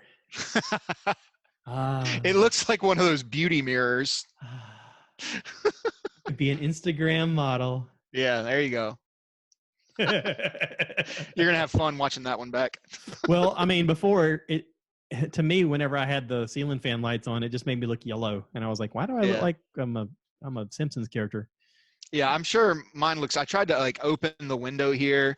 I think this laptop only records in 480p or something, so it doesn't look bad ideal on this end. Okay. Yeah, it's not ideal, but we'll see. If I start doing it regularly, obviously I'm gonna buy some stuff to make it look good because I do like technology. It's a reason to spend some money on it. There's a new camera coming out this month, as a matter of fact, called Mevo Start. The company's called Mevo, M-E-V-O, and they originally came out with one that was like a cylinder about this tall. And supposedly the trick was that it was really tiny. You could sit it on the table, and it connects to your phone, and you can use your phone to set up what you want it to look at. And so if you had a panel of people, you could have it focus on different people's faces. And then on your screen, you can see each person, and you can switch the camera to focus on them or on the group. And it has an auto function where if people are talking, it'll focus on that person and come back and then focus. Yeah. And I thought, well, that's really cool technology.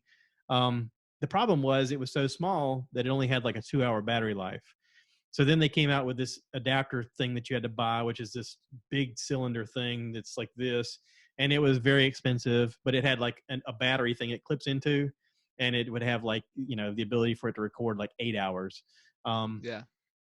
This Mevo Start thing is basically the size of your phone, just a little bit thicker, and it's like your battery's this way and your camera's on the end, kind of like a camcorder would be, but it's really tiny, and it has the same technology, but it's got a battery life of 6 hours constant recording, does the same functions automatically. It also live streams, so you can set it up through your phone to live stream to everything. I mean, I saw the platforms and I was like, what? Really? I thought it'd be kind of cool to play with that if I was able to live stream whenever I have people here, and then do the YouTube port of it as well, which, it'll also do the YouTube live. So I could YouTube live, and then have the regular stuff, as audio or whatever. But it's always fun to play with this new tech. I mean, there's always new stuff coming out. You're like, oh, what does that do? I mean, I just ordered all the parts for a new computer yesterday. Yeah. I'm gonna build a gaming PC. Spent like $3,000 on computer parts yesterday. Yay. So that's gonna be fun. I got your stimulus right here. Yeah. You're gonna hit the button and like the neighbor's lights dim. Yeah. Well, dude, I'm gonna start doing VR. It's gonna be so much fun. Oh yeah? Yeah. Is that the Oculus? I think I'm gonna get the so Valve, the guys that make Steam, but they have their own headset and controllers now that are supposed to be like I think the controller actually has an individual sensor for each finger on the thing that you're holding. Your microphone's so you get like weird. Oh, sorry. There you go. So I think the new controller has individual sensors for like each finger. Yeah. And it has like a strap that your hand goes in, so you don't actually have to continue to hold. You can let go, but you still have the controller there. You can go back to it. So I don't know. I'm gonna get that one, see how it is. But it's pretty cool stuff. I'm interested in it. I'm curious about it, but not enough to spend $3,000. Yeah. I mean, I don't know. Did you see Ready Player One? Oh yeah. Loved it. I thought it was really good. Very nostalgic, of course, with the movies and the old games. Yeah. But yeah, it does sort of give you a fast forwarded view of what gaming could be possibly. It's pretty cool. Yeah. Yeah. I kind of wonder if that's going to happen or if that's just so fantastical that we're kind of missing the point of real life. I know for gamers, they're like, oh, it's totally going to happen. But for people who are like farmers and stuff, they're like, no. Yeah, we'll see. We'll see. Yeah, I don't know. I'm hopeful that this quarantine thing will be fine, and at some point we'll get a cure, and we'll all be able to resort back to normal life. It's a little weird right now. Yeah. I don't know. I don't think we've. I think we're definitely going to get at least one sort of false sense of normalcy, and then another get surge. smacked. Yeah, we're going to get smacked down. You know, people are going to be like, yeah, you know what? You're right. It is fine. Open back up, and everybody's going to go out, and then it's going to seem okay, and then the numbers are going to start rolling in after about a 2-week incubation period, and be like, oh crap, go back inside your house. We need to keep flattening the curve, you know. Well, and there's all sorts of businesses that are built around things with crowds. If you think about, you know, not only the cruise industry, but amusement parks and theme parks. And I've got tickets to 3 different festivals this year that are just canceled or. I had comedy show tickets bought for 3 different comedy shows that have been rescheduled. I had a music concert scheduled for June. I don't know if it's going to be rescheduled. It probably is. We're waiting to see what's going to happen with that. We have Disney tickets already, you know, we put a down payment on for December. We did that a year ago, and I mean, they may not be ready then. I don't know. You know, Dolores said she saw something online where they were saying there's a possibility that they'll require people to wear masks coming in the park, and I was like, I don't want to do that. I don't want to go in the amusement park or the theme park and have to wear a mask the entire time. Yeah, I haven't worn a mask anywhere yet. I don't really go anywhere, but yeah, I haven't been wearing a mask. I like to think of myself as overconfident. That's me. I'm overconfident. Yeah. I'm healthy. I'm always healthy. I'm the guy outside who's literally shaving wood and getting cedar dust in his nose all the time. And my wife's always like, you should be wearing a mask. And I'm like, you should just go to hell.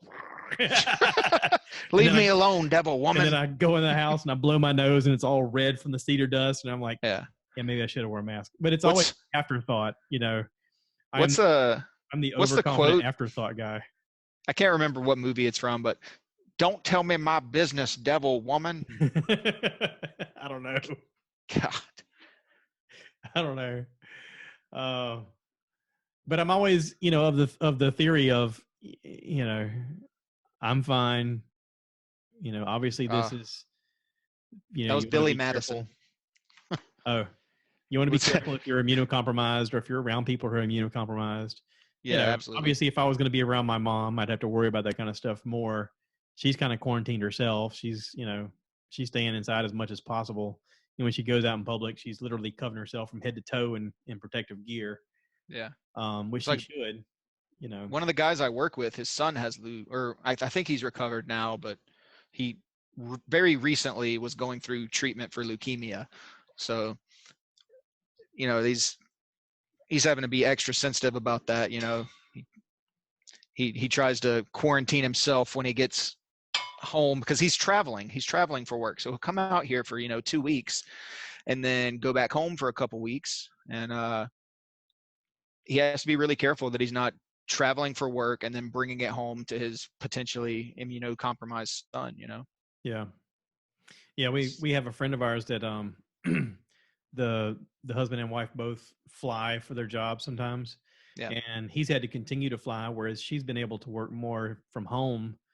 But he's like, yeah, I'm getting on these planes. And he goes, and not everybody's wearing a mask. He goes, but we're right next to each other. And it's like, he's like, I'm wearing a mask on the plane. He goes, but the whole time I'm really uncomfortable with it. I don't like it. I don't like the fact that we're all sitting there like that. And he goes, and every time they tell you don't touch your face, all you want to do is touch your face. Because it's like, I didn't realize how many times I touch my face a day. It's like, oh, yeah. Until they suddenly said it, and you're like, I'm touching my face an average of like 20 times per hour. Are you kidding me? Yeah, man. But I don't know. I'm really hopeful that a vaccine comes. I think it will eventually. It's just a matter of when. I'm worried that it's going to be one of those things that everybody has to get, and the people who are immunocompromised are just not going to fare well. I don't want to say it's unavoidable, but it may be unavoidable.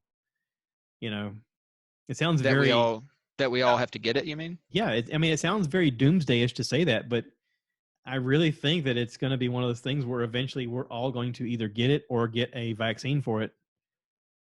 Yeah. Of course, that's not going to be good for a large part of the population when that happens. That's the whole purpose of flattening the curve, keep it within the capabilities of the hospitals. That way you can limit the amount of negative effects people have from the sickness when they get it. Yeah. So all you can do. Are you a single guy right now? I am. How has flattening the curve helped or hurt the single life? My single life wasn't incredibly active before, so it hasn't really affected it too much. I definitely feel it more like before, all the stay-at-home stuff started. I wasn't necessarily going out a whole lot or anything. I'm getting older. I don't even like doing it that much anymore. Going to the bars or whatever. Yeah. But now that I can't do those things, I'm like, I kind of want to. Yeah. I want to go hit the bar now. Well, okay. So here's an idea for a dating site. What if there's a dating site for if you got tested for the coronavirus and you're negative, and then you can like go out with each other? They have similar things for AIDS, for herpes. Yeah. Yeah, exactly. Yeah, hopefully we don't get to that point with this one. Hey, Jeff Veely, I know you're listening to this. Come up with an app, dude. Make an app. He's the genius computer guy I had the podcast with all the time. Make an app, man. You can do this. I just want a small percentage of the idea. I just threw it out there. Bro, I bet if you Google it, there is one already. Patent pending. Yeah. Every time I think of an idea, I Google it and I'm like, well, there you go. It already exists. Yeah. Yeah. My brain's already trying to think of a name. Yeah. God, I can't imagine though. If you were single and you're like, I really want to meet somebody, but I can't come within 6 feet of anybody, you're like, what the hell, man? Yep, you're just screwed. Luckily you have the internet and self-love is, okay. You're never at a point in your life up until now that you have more access to everything possible. Yeah. Even Amazon does deliveries of toys, but it's like, yeah, but after a while, you just kind of want a connection with a person. Yeah, for sure. For sure. I don't know. It's so weird. It's so weird. So what do you think is going to happen with the election? Do you want to talk about that? I think that Do you think Donald. Biden will make it to the election? Like he'll live that long? Yeah, he will. You think so? Yeah. Every time I hear him speak now, he seems to misspeak. Like oh yeah, he's very clearly exhibiting cognitive decline. Yeah, there's real elements of him not understanding where he's at times, and it's like, yeah, this is sad to watch, and it's sad to watch because I like a good debate. I like good competitive, candidates on both sides. I like to have the good argument, and I don't think there's going to be the good argument between these guys. I think it's going to be a one-sided debate. I would have neither one of them is a good arguer. Neither one Trump of them is entertaining, but he doesn't actually say anything. He's more like a WWE guy. Grandiose things and whatever. He's not making valid points or anything. Right. But I really think that the DNC shot themselves in the foot by eliminating people that, they just didn't back people who could have. The DNC needs to go. I've never been a registered Democrat or anything, but for anybody that thinks the DNC is their opposition party, the resistance party, the populism party, any of that, you're wrong. It's never going to be that. Let it die. I'd love to see a multi-platform system where you have 7 different candidates that can debate each other. Why not have more than 2 options? Yeah. It just seems like the whole system ranked choice, is designed between ranked choice voting would be a huge improvement. Yeah. Yeah. And for whatever reason, I was a big fan of Tulsi Gabbard, and for whatever reason, people just chose not to back her. And maybe they were, I've heard the theory that the DNC really wanted Kamala Harris to go, and Tulsi just ripped her a new one on stage and left her spellbound. And because of that, they were like, all right, well, we're done with both of you then. Well, the DNC hasn't liked Tulsi since 2016. Right. She did the most admirable thing she could have done by stepping down to back a candidate. She was like, listen, I can't be a part of this if I want to stand for a candidate. That's very altruistic. And what more could you ask from a candidate to be a prior military leader, and also currently serving, be serving your district as well, be a woman, from Hawaii, well-spoken, very beautiful lady, but, even beyond that, like a really good debater, a really good speaker. I've never seen her lose her temper. She's always very even-keeled. Any debate of any conversation whatsoever, she's got an answer for you. She's not going to be like stuttering or missing her notes. She's going to be on top of whatever she's talking about. And I'm thinking, boy, people just really dropped the ball on backing a really decent candidate. And not to say that she would have possibly won, but it would have been an awesome moment for a debate. If she'd have gotten further, I don't know. I think Nikki Haley could one day run for president as well. I think she'd be a really good debater. Possibly. So I liked Tulsi. I still like Tulsi. I don't like her as a presidential candidate just because I don't fully agree with her foreign policy. Mm-hmm. I agree with some of the things that she says that on the surface, stop the, God, how does she put it? The for-profit wars or whatever. Like, mm-hmm. Yeah, obviously. But specifically her language around the Pakistan, India issue, around Islamic terrorism, all that. It's just a little hawkish for me. I like the fact that she was able to go on Joe Rogan's podcast and talk with Dan Crenshaw, and they had a very good debate where they both had different ideas of how to handle foreign policy. And she seems like she'd be willing to listen to people. as well as I'm sure come she to a would. compromise, which is what you would want from someone who's going to represent the people, because that's what the people want. The people want people who are going to negotiate and compromise and say, okay, well, this is what I'd really hope we could do. And you try. I mean, I heard Obama once, he did the Comedians in Cars Getting Coffee with Jerry Seinfeld, and they couldn't obviously leave the premises to go get coffee. So they had coffee in the basement. And, you know, Jerry asked him, he said, so what's it like being a president? Like, if you had to put in a sports analogy, is it kind of like tennis? You just lobbying ideas back and forth? And he goes, no, it's like football. You have an idea and you want to move your idea forward. He goes, but there's a lot of opposition. There's other things in play. There's a whole nother team that's like, yeah, but we really want this and you want this. And he goes, every once in a while you gain a little yardage, but sometimes you don't. And he goes, and you just try. That's all you can do is just try. And it's a good point. I mean, you know, you're going right now, especially with a two-party system, you've got a policy that you're trying to promote. They have a policy they're trying to promote.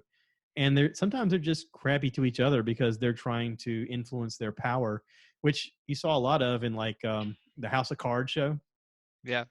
A lot of that was just self-promotion and party promotion. And, you know, you got career politicians that are like, I just got to get reelected again because this is what's going to get me reelected again. I mean, you got to get the money out of politics. That's what it's all about. Not only that, but you got to get the career part out of it. I mean, you really have to put a time limit on this. I don't think we necessarily do. I'm not a fan of term limits myself. I don't really see the point in it. I think if you have it in your mind of just getting reelected and you're constantly fundraising, then you're not really going towards a goal of getting anything accomplished. You're not really serving your people. I think at a certain point, your status takes precedent over your job. Possibly. I think that it's so easy for them to get out of touch with the people they're supposed to represent. But I mean, the people that are, if you take money out of politics, now who are you? Politics. Huh? You'll never take money out of politics. Why not? Greed. The people have to vote for it are the ones that are getting it. They're not going to vote for it. They're voting themselves a pay raise every time you turn around. Sure. I'm not opposed to their pay raises. That's not what I mean when I say money out of politics. But as far as you talked about, if you're just campaigning all the time and raising money all lobbyists? The time, that's a big part of it. Yeah. Yeah. But and really it's to what's going into their campaign. So you're, as a candidate, you're either beholden to your donors. You are, which, so all I ask is, who are your donors? Are the people that are voting for you your donors?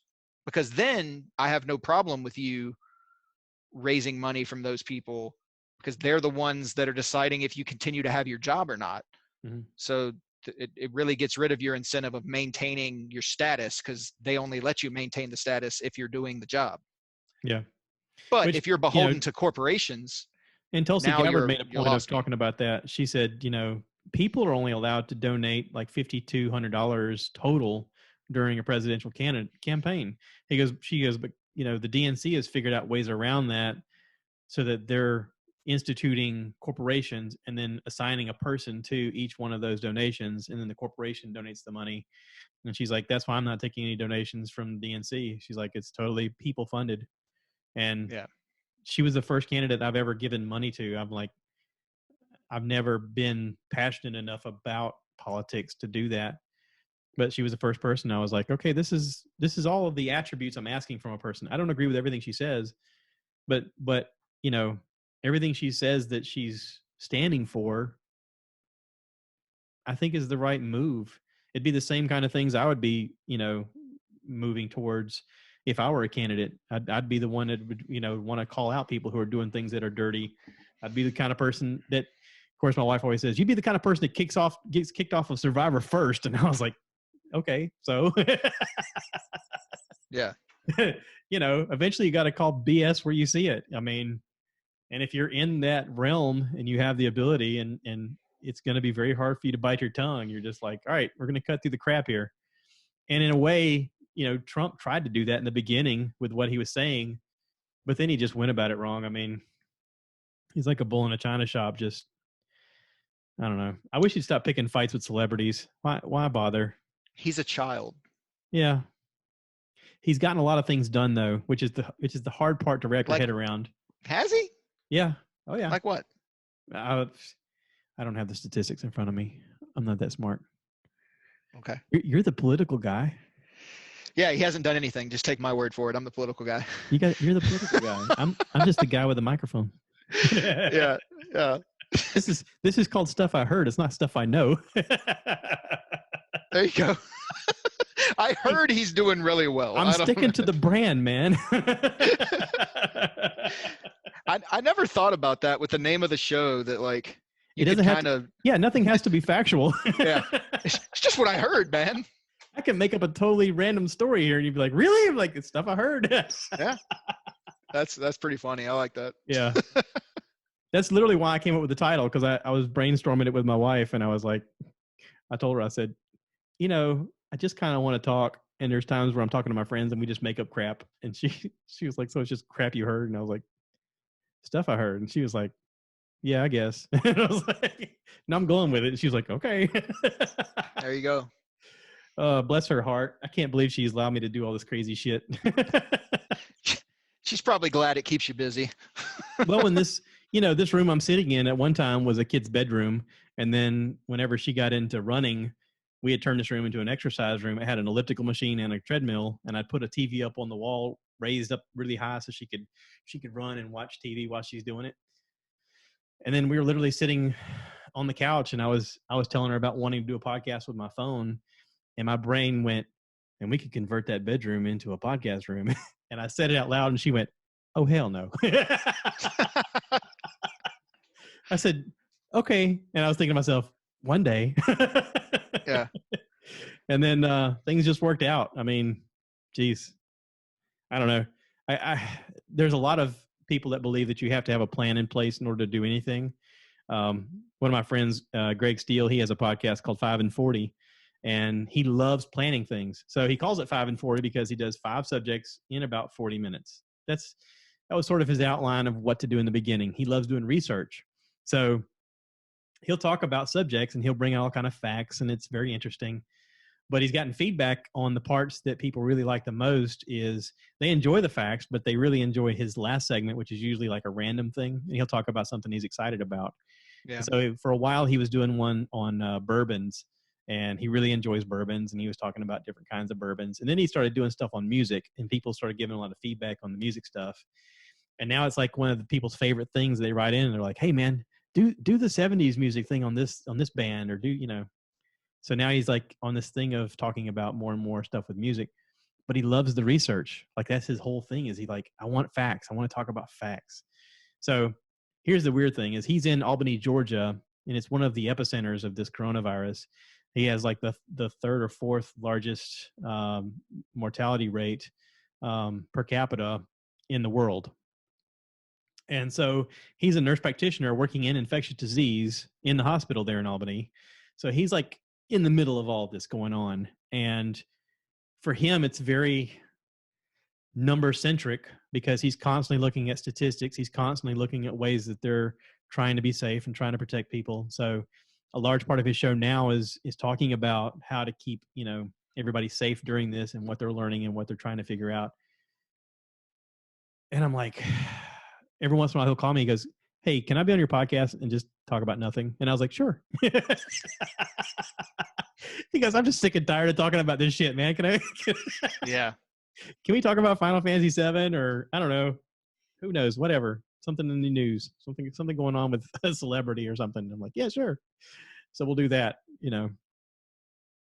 But I don't know. I think there's a balance there. I've heard it said that comedians don't tend to watch comedy when they come home. They tend to watch dramas. Yeah. People who do drama only watch comedies. Yeah, I guess otherwise they're going to be sitting there critiquing it maybe, Yeah, exactly. Instead of just absorbing it, taking it in. Yeah. Well, to me, it's the balance in life. If your job is to let's say your job is, I don't know, a forensic scientist, and all day long you're just finding dead bodies and trying to figure out why they died and stuff like that. The last thing you want to do is come home and watch your job. Yeah. Right? You're like, let me put on something mindless and silly and just laugh for a while, you know? Yep. So maybe that's why TikTok is so popular. I have no idea why TikTok is so popular. I don't even like, I heard TikTok was out and I was like, what is TikTok? And every once in a while I'd see a video of somebody dancing and singing along to something. Yeah. That's the extent of my knowledge of TikTok. I wish we would have just kept Vine, like, because it's kind of similar to Vine, you know? I don't even know what Vine was, except that it was supposed to be like, what, less than a minute? I think that they were like 6 or 7 seconds long. Oh. But there was a lot of like dance challenges and stuff that were done on Vine. A lot of challenges, and that's all I see coming out of TikTok is like whatever the new challenge is, you know. I don't know. All I know is the podcast Your Mom's House with Tom Segura and Christina Brzezinski. Yeah. She loves watching what she calls TikTokers, which is, I guess, the lowest common denominator of the internet, with people like drinking bleach or doing something really ridiculous, like a toothless woman's like talking about me and my boyfriend like having another boyfriend or you know, whatever, some crazy thing. And she's just like, oh my God, I can't believe these people exist. But she calls them TikTokers. And so she has an element of their show where they always talk about, can you believe this TikToker? You know, and it's like a verb now. Like they've, you know, or an adjective, I guess. You know, can't believe this TikToker, blah, blah, blah. So I don't know. Every once in a while, somebody will post a TikTok on Instagram and it's usually somebody dancing. And I'm like, okay, or just singing along to something. And I'm like, okay, I kind of get it, I guess. I don't know. Yeah, I've been using Twitter a lot. That's what I've been on. I don't like Twitter. No? To me, Twitter is only useful to talk to celebrities. Because like comedians that I follow, they're more apt to answer you back on Twitter than they are anything else. Yeah. But Instagram is more where they'll show you what's going on stage or with their family. Oh yeah, like that. No, Twitter. They won't respond to you there, but they will respond to you on Twitter, which is weird. Twitter's really good for reaching out to content creators and actually getting to have some sort of interaction with them. And then it's also really good for news, like for if something's immediately breaking and happening.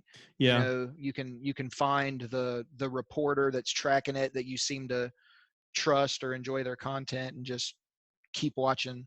Now, for a while, I erased everything on Twitter except for news sources, and I wanted to get a broad spectrum news source following and not just CNN or Fox or something like that. Yeah, no, I don't use any of those guys. I had like BBC, Al Jazeera. There was like 3 or 4 that was obscure, but it seemed to be like world news. So if it was like something that happened in America and it was a big deal, it'd be on the world news. But then I also followed like CNN and Fox just to see what they said, or CBS, just to see what they said of their version of it. And it was interesting to see the differences of like if the BBC talked about it or Al Jazeera talked about it versus what CNN or Fox would say. And you sort of have to derive the truth from all these stories and go, okay, so this is what really happened. Okay. All right. I don't know. It seems silly that you have to go through that kind of length to figure out the facts of a situation that's just supposed to be news. But we live in a day that's where the problem. CNN and Fox News are not trying to give you facts. They're not. That's not what they're doing. They're trying to sell you fear. They're trying to sell you whatever they can. Yeah. Tune in tonight to figure out what's going to get you next. I mean, that's the slogan of the show, basically. Yeah. If it was happiness that drew people to news, that's all you'd get out of it, because that's what would be making them money. Yeah. It's all profit motive, and it's kind of disgusting. Now, there is some content creators that are active on Instagram that I've been able to direct message and they'll write me back. Like, well, I don't want to say the guy's name, but there's a guy that is on a podcast. It's a content creator. He's not on the screen. He's the guy the engineer behind the thing. Yeah. And I've reached out to him and said, hey, by the way, what mixer board are you using? Because I'm using this and I'm just starting out and I'm just kind of looking to upgrade. And he's wrote me back a nice thing saying, well, this is what I started with and I moved up to this and I'm using this thing. I'm like, cool, thanks. And over time, I've been able to reach out to him here and there and just ask questions, and he's answered me right away, and that's great. Recently, there's a company called Press. It's one of these hard seltzer companies that's out. My wife and her friends all drink different kinds of the alcoholic seltzer stuff that's out, trying to find one they like because they know it's like lower carb and lower calorie, but it's still like a way to be social with your friends and have a drink and not just be crazy with drinking liquor. Yeah. Anyway, they found this company called Press. Somebody brought some from Ohio, and then another lady brought some from Florida, and we couldn't find any here. And they were talking about it one day, and I was like, I mean, we can reach out to them. So I found them on Twitter and Instagram, and I wrote them a message on both. And I thought, I wonder if they're ever going to reply. Within a minute or two, somebody replied to me on Instagram, and they were like, oh, we found some, and it's at your local IGA. I'm not sure where else you can find it, but here's the addresses to the IGAs where they have some. And I'm like, oh, that's really cool. So I went out, we found some and bought some, and I sent them a picture back, and I said, thank you for, reaching out. And so I was able to take that. I took a photo of it and took it to Mickey Finn's, and I said, hey, would you guys be willing to carry this? I don't know who distributes it. And so they then got my phone number, and they called me this week, and they said, hey, we got some in. I was like, cool, I'll be there and pick some up. So I got some, and send them a message back again. They were like, oh, cool, thanks. We're trying to get the word out. We're a small company. And it's literally made by some lady in her kitchen. Like, she just came up with an idea for this stuff and made it herself. And it's one of those companies that's just through the internet has grown. Yeah. Here in South Carolina, I went to school with a guy named Victor Webster who started putting on Facebook and Instagram and stuff like that a vodka company down in Charleston called Sweetgrass Vodka. And I sent him a message. I was like, did you just buy a vodka company? He goes, kind of, yeah. He's like, I went half in with this guy, and so we're making this now. And then when this, when this stuff come out, it wasn't out in South Carolina yet. I think they're selling it in Florida and Louisiana, but they're getting licensing to get into South Carolina in May, at the military bases first, and then they're going to roll out to other places. But when this pandemic happened, they switched their factory over to start making hand sanitizer, and they just started cranking out hand sanitizer and giving them away. Yeah. He's just been donating it like crazy. And I was like, listen, I'd love to have you on the podcast and talk about it. And he's like, totally. He goes, I'm just so busy right now, I can't. He goes, when it's all blows over and starts to level out, he goes, I'll definitely be on and we'll talk about it and all this stuff. And I was like, cool. I like the fact that through social media that people can be reached. And especially if you have, something you're selling or something that you're trying to promote or anything like that, there's a platform for everybody. It makes me crazy whenever somebody gets on the news or, will happen to get on the radio and go, yeah, I'm trying to get my voice out there, but nobody will listen. And I'm like, you're not trying. There's avenues. Yeah. Right? Yeah. I mean, you just got to get people to click on it. Right. Right. But it's all through, it's effort. Like it's not going to come to you. People aren't going to knock on your door and be like, hey, we heard you had a good idea. I mean, would you please tell me your good idea? Right. I mean, you got to do the legwork. You got to hump. You got to go after it, know. But I don't know. I think it's all through effort. Absolutely. Is it cold where you're at? You're wearing a toboggan and a hoodie. It's not really. So like I said, it gets cold at night and then warms up a lot more during the day, kind of like that big delta in temperature that you get in a desert. Mm-hmm.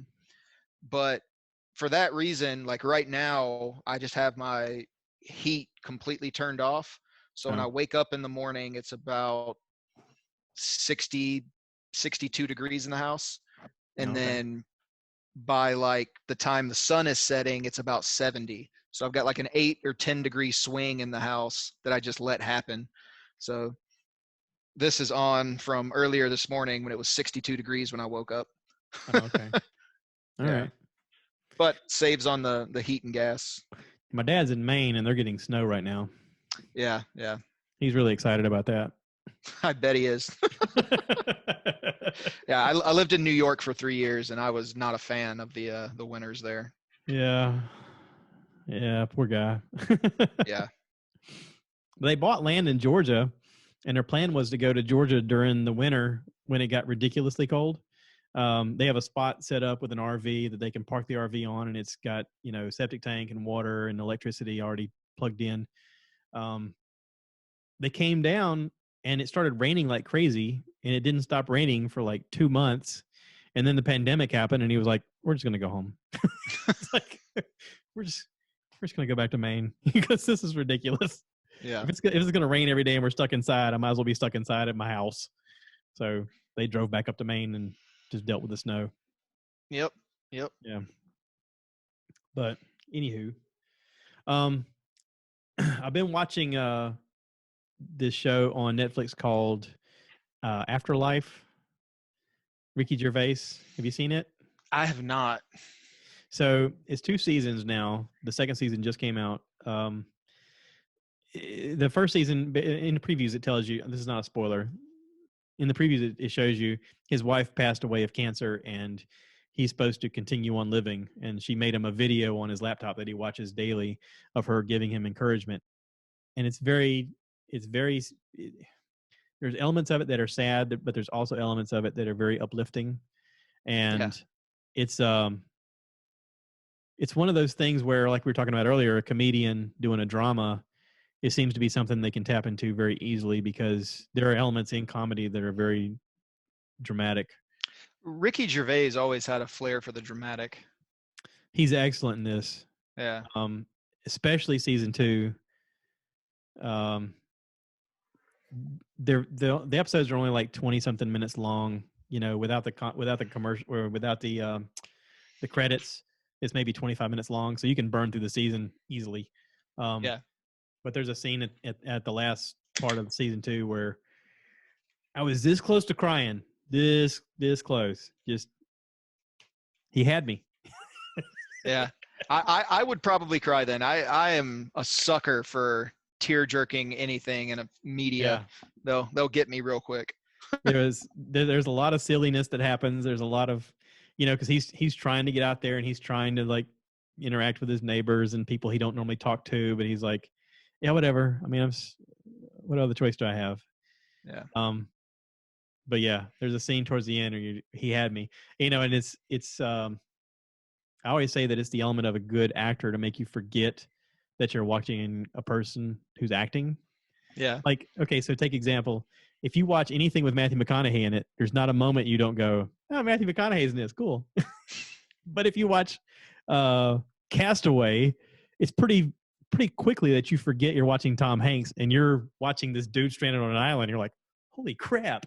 Yeah. It's just a different element of acting, in my opinion. It's that job of the actor to make you forget you're watching them portray something. And, Tom Hanks does such a good job of it in Castaway. He makes you care about the stupid volleyball when it floats away and he's yelling, well said. And you're like, he's lost his buddy. You're like, wait a second. This is a volleyball in a movie. What is wrong with me? What's wrong with me? Holy crap, he's that good. But yeah, I mean, there's moments like that. And, I look forward to watching shows that kind of take you out of that. To me, we're talking about Altered Carbon earlier. Anthony Mackie, as the main guy in season 2, did a great job of that. I think the show's genius in the fact that because of the whole stack and sleeve thing, you can have a new main character every year. Yeah. I mean it's kind of like that, God, what's the Doctor Who? Yeah. Yeah. Yeah. The way it's set up, anybody can play that. They have an animated one that's out. Have you seen the animated one? I saw that it was on Netflix, but I haven't watched it. It's pretty good. It's way more violent than the show. Well, because it's cartoon, they can do all kind of disgusting things. Yeah. It's a lot easier budget-wise to draw it than it is to digitalize it, Yeah. But it's a decent story. But yeah, it kind of opens the door up to what you want to, whatever you want to do. You could even have the main character be a female, not a guy, and they could figure out a way to make it right. I mean, sure. Yeah. Yeah. what are we, 2 hours in? That's pretty good. Yeah. Right on. So this would be like your normal podcast, except another hour, and it's just political. Yeah, which I got to tell you, if it's 3 hours of politics, I'm just not watching it. Yeah, I'll promote you. I'll be like, check out Alex's thing, man. He's all over this stuff, and I'll be like, yeah, I'm not watching. Well, so I think what our idea with it's probably going to be is kind of like how Joe breaks his stuff up into clips. Yeah. Me and my buddy Andrew just we were already doing this thing where when we would call or talk or whatever, it would end up being like multiple hours, and we'd just go in depth on some topic. So we were like, let's just put it out there. But yeah, I think we're probably going to create clips and stuff, and I assume that'll be the more common views that we get is just watching little clips that we break out of there. So because I don't even usually with Joe's 3-hour podcast, I don't always watch them all in one sitting. You know, I'll listen to it on the way to and from work, maybe 2 days in a row, and that'll get me almost there. Yeah. So 3 hours is definitely a lot. He's done a couple of 5-hour ones. I know he did a 5-hour one with Bert Kreischer, and I think he did a 5-hour one with Duncan Trussell one time. I love Duncan. Duncan's crazy, man. I love that guy. Not the past one that he did recently, but the one he did just before that, where he's in the full ghillie suit. Yeah, I sent that to my friends, and they were like, immediately within like 30 minutes, several of my friends wrote me, was like, all right, he's just way too out there for me. And I was like, come on, man. No, I love that guy. I agree. Every time he starts talking, I'm like, yeah, I agree. Yeah. Have you listened to his podcast, the Duncan Trussell Family Hour? Yeah. It's good stuff. Yeah. I'm a big fan. I got to watch his show. I was a big fan of Pete Holmes. You Made It Weird. And he was a regular guest with Pete Holmes all the time. They were like friends. I guess whenever he had his testicular cancer, Pete was like with him a lot during that. And so was Joe. I didn't realize that Joe and him were friends until after I'd heard Duncan on Pete's podcast a few times. I noticed one day I was looking at Joe's thing and I was like, wait, Joe knows Duncan too? I was like, well, of course he knows him. They're both comedians. And then he talks about on the podcast how they were roommates for a while. And I was like, get out of town. Oh, that's so cool. You know? Yeah. Joe and Duncan are like best buds. Yeah. Yeah. They were, I guess, at one time, one or both of them were homeless at some point, and they lived with each other. Like, I think one lived with one for a while, and then one lived with the other for a while when they were, moving to California and trying to figure it out and make their big break. But yeah. So I don't know. It's pretty cool. I really liked Pete Holmes. You Made It Weird, but at a certain point, I stopped listening, and I don't know why. Yeah, I don't know why. I really enjoyed it.